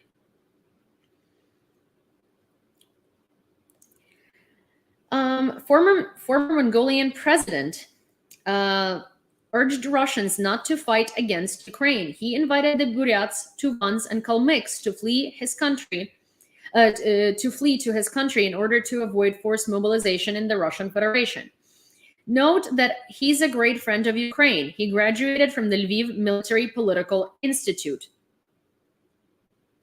That's for those of you who have been following me for a while, that is the institute where someone very important works. The G7 countries condemn the referendums in the temporarily occupied territories of Ukraine and consider them a violation of international law. Their results will not be recognized, the group said in an official statement. Russia will not be able to effectively train and arm 300,000 conscripts, says The Guardian. Western officials and experts are sure that serious problems awaits Russia. We believe that it will be difficult for them to quickly train all the recruits, let alone provide such a large force, the newspaper said, citing an intelligence official. He is, of course, a son of a but he's our son of a is how the Russian Minister of Foreign Affairs Sergei Lavrov spoke about the West's policy toward President Zelensky, who's still letting him into official events. Hear it out. Такие бесчинства стали возможны и остаются безнаказанными из-за того, что США и их союзники при попустительстве международных. Sorry, I'm gonna put it down because I had assumed that he would be speaking English, provided that, that's what most officials do. But I guess his English is not enough. International conference. I understand. It's, hard at his age with his condition of just, being senile. It's not easy to be senile and a foreign minister. I'm sure it's a lot of pressure. I'm sure that's why he doesn't speak English at the UN Council. We should be understanding. Такие бесчинства стали возможны и остаются безнаказанными из-за того, что США и их союзники при Oh my God, why does this keep happening? I'm sorry. I'm so sorry. 1 second. Oh my God. Lavrov, shut up. Jesus Christ. Please, just shut your mouth. I don't need to hear you that much. 1 second. 1 second. Okay. Now we got it. Oh, no. I speak both Ukrainian and Russian. Thank you, Anik. I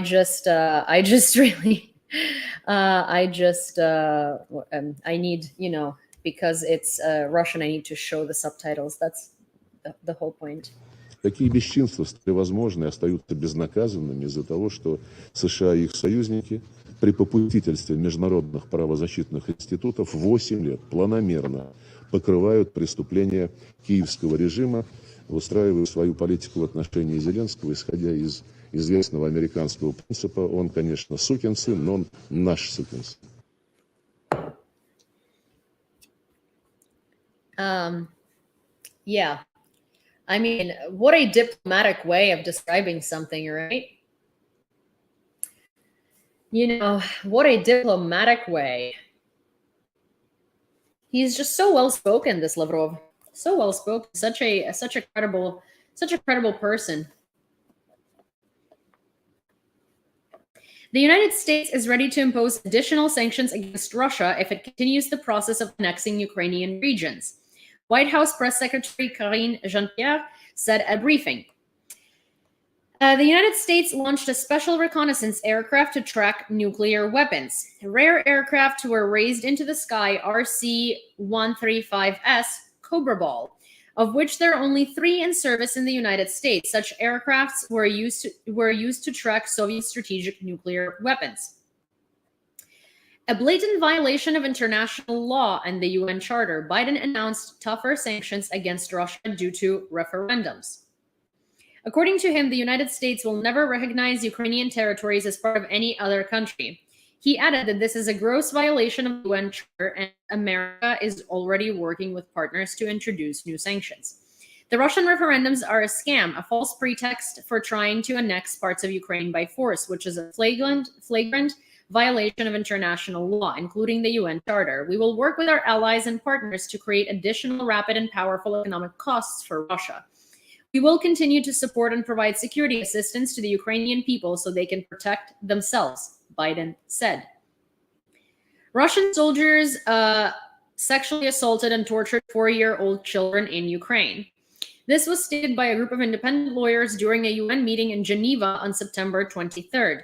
Based on the evidence collected, the commission concluded that a number of shellings it is investigating were carried out without distinction between civilians and military, including shelling with MLRS and airstrikes on populated areas. We were struck by a large number of executions in the areas we visited. The commission is currently investigating deaths in 16 new buildings and settlements. We have received evidence of many other cases of executions based on violence ranging from 4 to 82 years. The commission recorded cases of RAPE, torture, and illegal detention of children. Also, children were killed and injured as a result of the use of explosive weapons, said one of the lawyers. Yesterday, the Russians withdrew 132 billion in cash. The demand for cash among Russians after the start of partial mobilization soared nine times per day, from 14.2 billion rubles to 132 billion rubles. More were withdrawn only on February 25th and March 4th. Putin forbade the military to retreat from Kherson and decided to make strategic decisions on his own, as per New York Times. According to the publication, in recent weeks, the Russian president has become more actively involved in strategic planning, telling the generals that the decisions will be made by him personally. In addition, he turned down the Russian military's request to withdraw from Kherson, apparently unable to accept yet another humiliating defeat. According to the publication, the desire to command the fighting on their own caused tension in the ranks of the military, and the refusal to retreat from Kherson reduced the morale of the fighters, as they could find themselves in a difficult situation disconnected from supply lines. The head of the European Council, Charles Michel, called for Russia to be excluded from the UN Security Council. According to him, membership in the Security Council should be automatically suspended if the country starts an unprovoked and unjustified war, a war condemned by the UN General Assembly. Yes, that is reasonable. That is incredibly reasonable. Russia may introduce martial law from 27th to 30th of September. This is reported by channels close to the Kremlin, citing their sources. According to preliminary information, martial law will be introduced in the border areas. Travel abroad of men subject to mobilization will be limited. It's already limited. They're not really letting them out. Representatives of diplomatic institutions from more than 20 countries of the world visited the Kharkiv region. These are delegates from Austria, Lithuania, Spain, France, Slovenia, Denmark, Turkey, and other countries. They examined the consequences of the Russian occupation, dungeons, mass graves, and ruins. Russia fired General Dmitry Bulgakov, who is responsible for the logistics of the army. Ooh, if I were him, I'd stay away from Windows.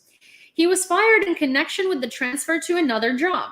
Instead, this position will be taken by the person who led the siege of Mariupol, Colonel General Mikhail Mizintsev. It's not that Mariupol was successful because Russians knew what they were doing. Mariupol was successful because we were outnumbered and because some of the defenses in Crimea didn't work, and it was just there was no one to stop them. It was he who gave the order to bomb the maternity hospital, the children's hospital, and the drama theater. None of the Ukrainian defenders, while being held captive by the occupiers, have ever seen representatives of the Red Cross. This was announced by the commissioner of the Verkhovna Rada for Human Rights, Dmytro Lubinets. None of the prisoners of the war we released saw a representative of the International Committee of the Red Cross. This is a violation of the mandate of the ICRC. Lubinets explained that their mandate was to force the aggressor country to comply with the Geneva Conventions. They were present when our heroes left Azovstal in Mariupol, and in accordance with their mandates, they undertook to check this, follow this, monitor this situation. We saw that this did not happen at all, the ombudsman reported. Russian propaganda reaches a new level. If you haven't fought, you're not a man, and the contract will help you pay the mortgage. However, the mobilized Russians will no longer need this mortgage housing after they die in Ukraine. This is another video that I want to show you, so it's going to come over here, and it's going to come over here too. So give me a second, and you will be seeing it. Sorry, my data today is a little slow, and it's taking some time. But in the meanwhile, yeah, I was gonna say in the meanwhile, maybe I can show you the dog. Then I realized that I would have to like finagle with the setup a little too much, and that will be a little difficult, and that'll create more problem than it's worth. So I will just call on Cindy at the end of the stream, as I know you all want to see her. I'm aware. I'm not the main reason for you to be here. Neither is news about Ukraine. It's my dog. We're all aware. We know she's the most loved one out of all of us. So it's okay. We don't hold a grudge. I understand. Trust me, this dog rules my life, and I'm letting her do it, so no worries. Come on, no, stop it. 1 second. Oh my gosh, why does this thing like to give me such a hard time? Like, Jesus Christ. Okay, I really it used to never happen. And now it is such a normal thing. Oh, where did this go? Why? Why does it sometimes just not send? I'm sorry. Give me just one more moment, because, I wish I could pre-send all of the videos that I want to show on here, but it's not. But it doesn't work that way. And I can just press them. Maybe I'll try to figure out how to do that. And that way all of our lives are going to be easier and much more cohesive. Людей не то что ипотека, они досрочно закроют ипотеку, если они поступят по контракту, потому что оплата более чем достойная, и все, кто пойдут, те узнают. И касательно многодетных вы сказали, я считаю, что это как раз шанс мужчинам доказать, что они мужчины не только потому, что они умеют пользоваться своими первичными половыми признаками, но еще и являются таковыми по сути. И на сегодняшний день для любого мужчины появляется, я говорю свое личное ощущение, возможность доказать, что ты мужчина, что ты русский мужик. Потому что если ты мужчина, если ты хочешь претендовать на роль настоящего русского человека, то тебе дал президент такой шанс пойти и доказать это. Кто мешал или что мешало проявить свои мужские качества до выступления президента? Знаете, либо добровольцы. Тема серьезная, я не хотел бы сегодня шутить, но вот эпоха айфонно-соевых куколдов проходит.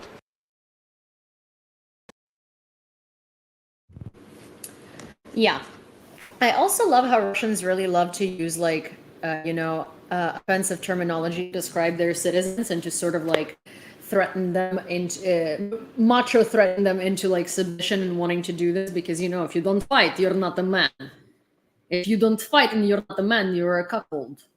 This is just what it is, and this is what it will be. And I, as the manliest man who never served and never will serve because I love to spew propaganda on TV and make a lot of money doing so, will tell you. I wonder what would happen if these dudes got mobilized. You looked away for 1 minute. Oh my gosh. Russian war correspondents report that the occupiers have begun to withdraw the main forces from Liman. Liman is a very important strategic point for Ukraine, and it looks like Ukrainian forces have taken Russians into like a semicircle, and they might be surrounded. So instead of them getting surrounded and surrendering, they're trying to withdraw now. The body of a military man with blue and yellow bracelet on his hand, whose photo has spread all over the world, was handed over to his relatives for burial. According to the head of the investigative department of the National Police in the Kharkiv region, Serhiy Bolvinov, during the search, the spouse of the military, Serhiy Sova, identified him by a tattoo. President of Ukraine, Volodymyr Zelensky, posthumously awarded Serhiy Sova the title of Hero of Ukraine. Ты забыл выключить русскую речь. Тут это вот чувак или чувиха, русский тролль. Ты забыл русскую речь выключить перед тем, как ты написал это. И поэтому, ну, там видно, что ты тролль, как бы, ну, блядь, ну, нельзя как-то это более профессионально делать или как?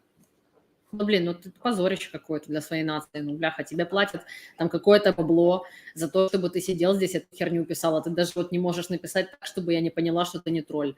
Ну, вот что это такое? Там написано вон ОТК на русском, а потом откуда ты взялась, тварь. Во-первых, я понимаю, как бы на русском это как-то какой-то смысл хотя бы имеет, а вот на английском, ну, это звучит дебильно. Ну, хотя бы, блин, загугли, как это на английском правильно сказать. Ну, такой, блин, паленый Google Translate. Ну, чувак, ну, камон, ну, ты же можешь лучше. Ну, зачем? Ну, зачем? Ну. Я уверена, у тебя мозги работают больше, чем вот это. Ну, это прям, ну, это, блин, мне аж как-то, знаешь, неинтересно даже. Come on, повесели меня чем-то. Anyways. Hi, Nathan. Hi, Nathan from Liverpool. Thank you for stopping by and supporting. Good to see you, or good to meet you. I will also say that everybody who followed me on who's following me on here and who is new, this is my backup account because my live stream got banned for misinformation by Russian trolls. So if you would like to actually to stay on and continue watching my streams, I do have a YouTube, a Twitch, a Twitter, and I stream through there as well. So I would highly recommend that you follow those accounts if you like, and watch it there if you prefer so. But that way we can stay in touch. And also on Twitter, I do post a lot of stuff when I'm not live, so you get a constant stream of information even when I'm not live. Okay, all Ukrainian defenders released from captivity have critical anorexia, says Olena Tolkachova, head of the Azov patronage services. The state of our military is completely shocking. There are 3 times when relatives cannot recognize their loved ones. Our guys are exhausted, shell-shocked. There are many hidden fractures too, which point to them being brutally beaten.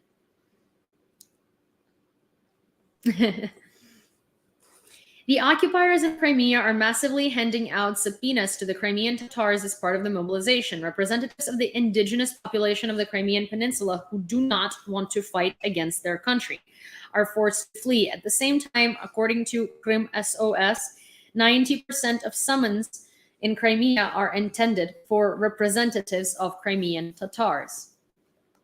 In Mariupol, the invaders are forcing people to participate in pseudo-referendums for joining Russia, threatening to deprive them from their jobs and wages otherwise. Estonia joined Ukraine's genocide claim against the Russian Federation. Due to empty voting stations for participation in pseudo-referendum in the Kherson region, the invaders are forcing people to vote for themselves and their relatives if they're not at home, according to Yuri Sobolevsky, first deputy head of Kherson Region Council. The second day of absurd theater in Kherson region. The voting stations are still empty.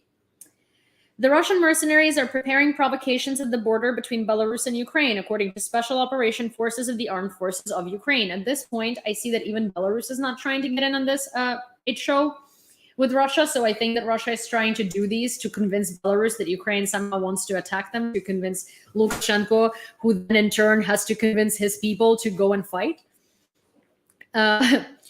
On September 20th, 130 Liga PMC mercenaries arrived to Minsk with their personal weaponry and ammunition, reports National Resistance Center, referring to Belarus guerrilla underground. Putin signed the law introducing 10 years prison term for the following: refusal to participate in military action, voluntary surrender. So now surrendering is also 10 years in prison. Desertion and failure to report for military service. The Ministry of the Foreign Affairs of Ukraine replied to Iran's statement on its UAVs and called for Ukraine to refrain from involvement of third parties in the war. The only third party involved are the Iranian UAVs, some of which were already eliminated in the Ukrainian sky. Tehran is fully responsible for a deterioration of bilateral relations with Ukraine. Iran must immediately cease supplying the Russian Federation with armaments used to kill Ukrainians, instead of justifying these supplies with fantasies about alleged external influence. Sini, come here. Sini. No, Sini, come on. Sini, come here. Sorry. My dog has allergies, self-inflicted, and she is making them worse by like, Sini, come here. Come here, baby. Come here. Come. Okay, good job. Sorry.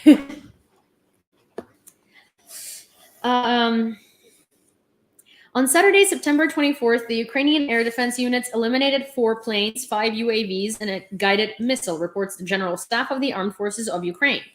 The Russian occupational authorities forced Ukrainian prisoners of war to vote in pseudo-referendums. 57 prisoners of war kept in the Olenivka prison were forced to participate in the referendum, according to the Russian mass media.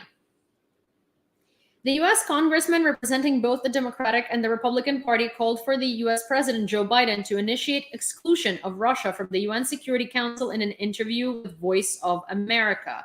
That is a big deal because that is bipartisan. No. Hackers broke down the Russian television once again. Now they broadcast Zelensky's speech about the Russian mobilization on there. Sini,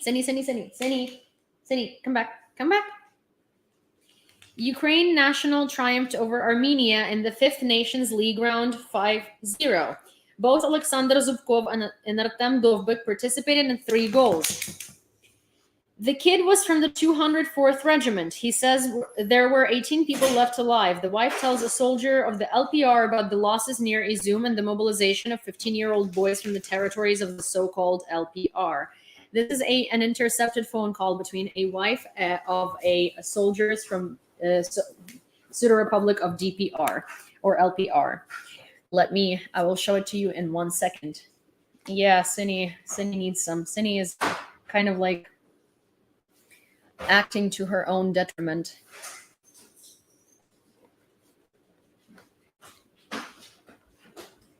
Oh, hi. I thought it was Vasil. I'm also almost done with the news.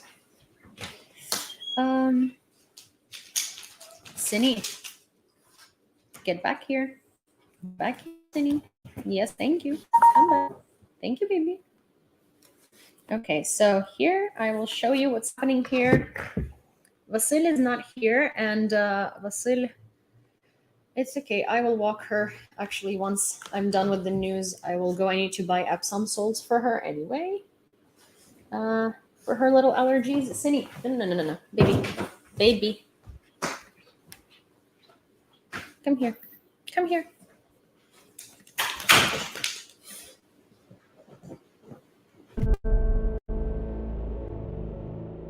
Слушай, я когда деньги получала, пацан был 204-го полка с-под Изюма. Ага. Говорят, со всего полка нас живых осталось 18 человек. Нормально.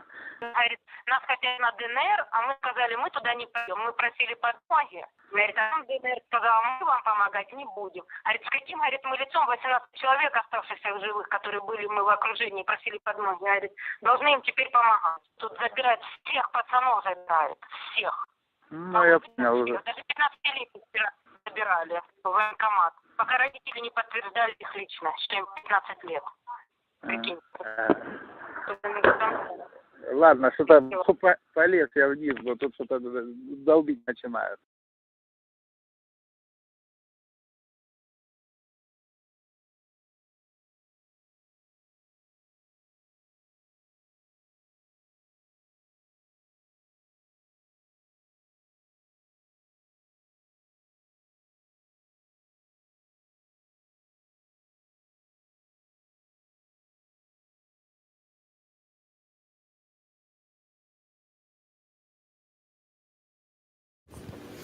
Sorry. Yes, Mike, thank you so much.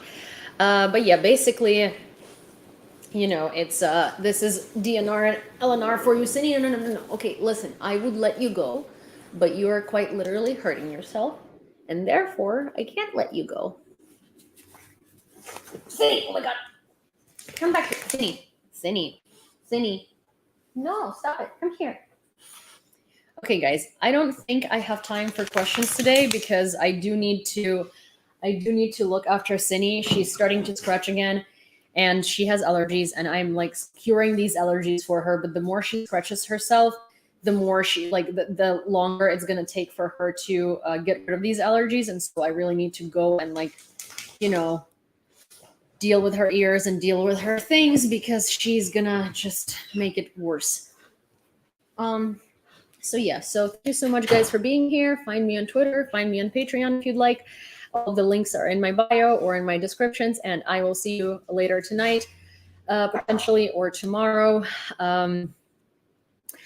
But thank you for hanging out, and thank you for listening to the news, and thank you for caring. Bye. See you tomorrow.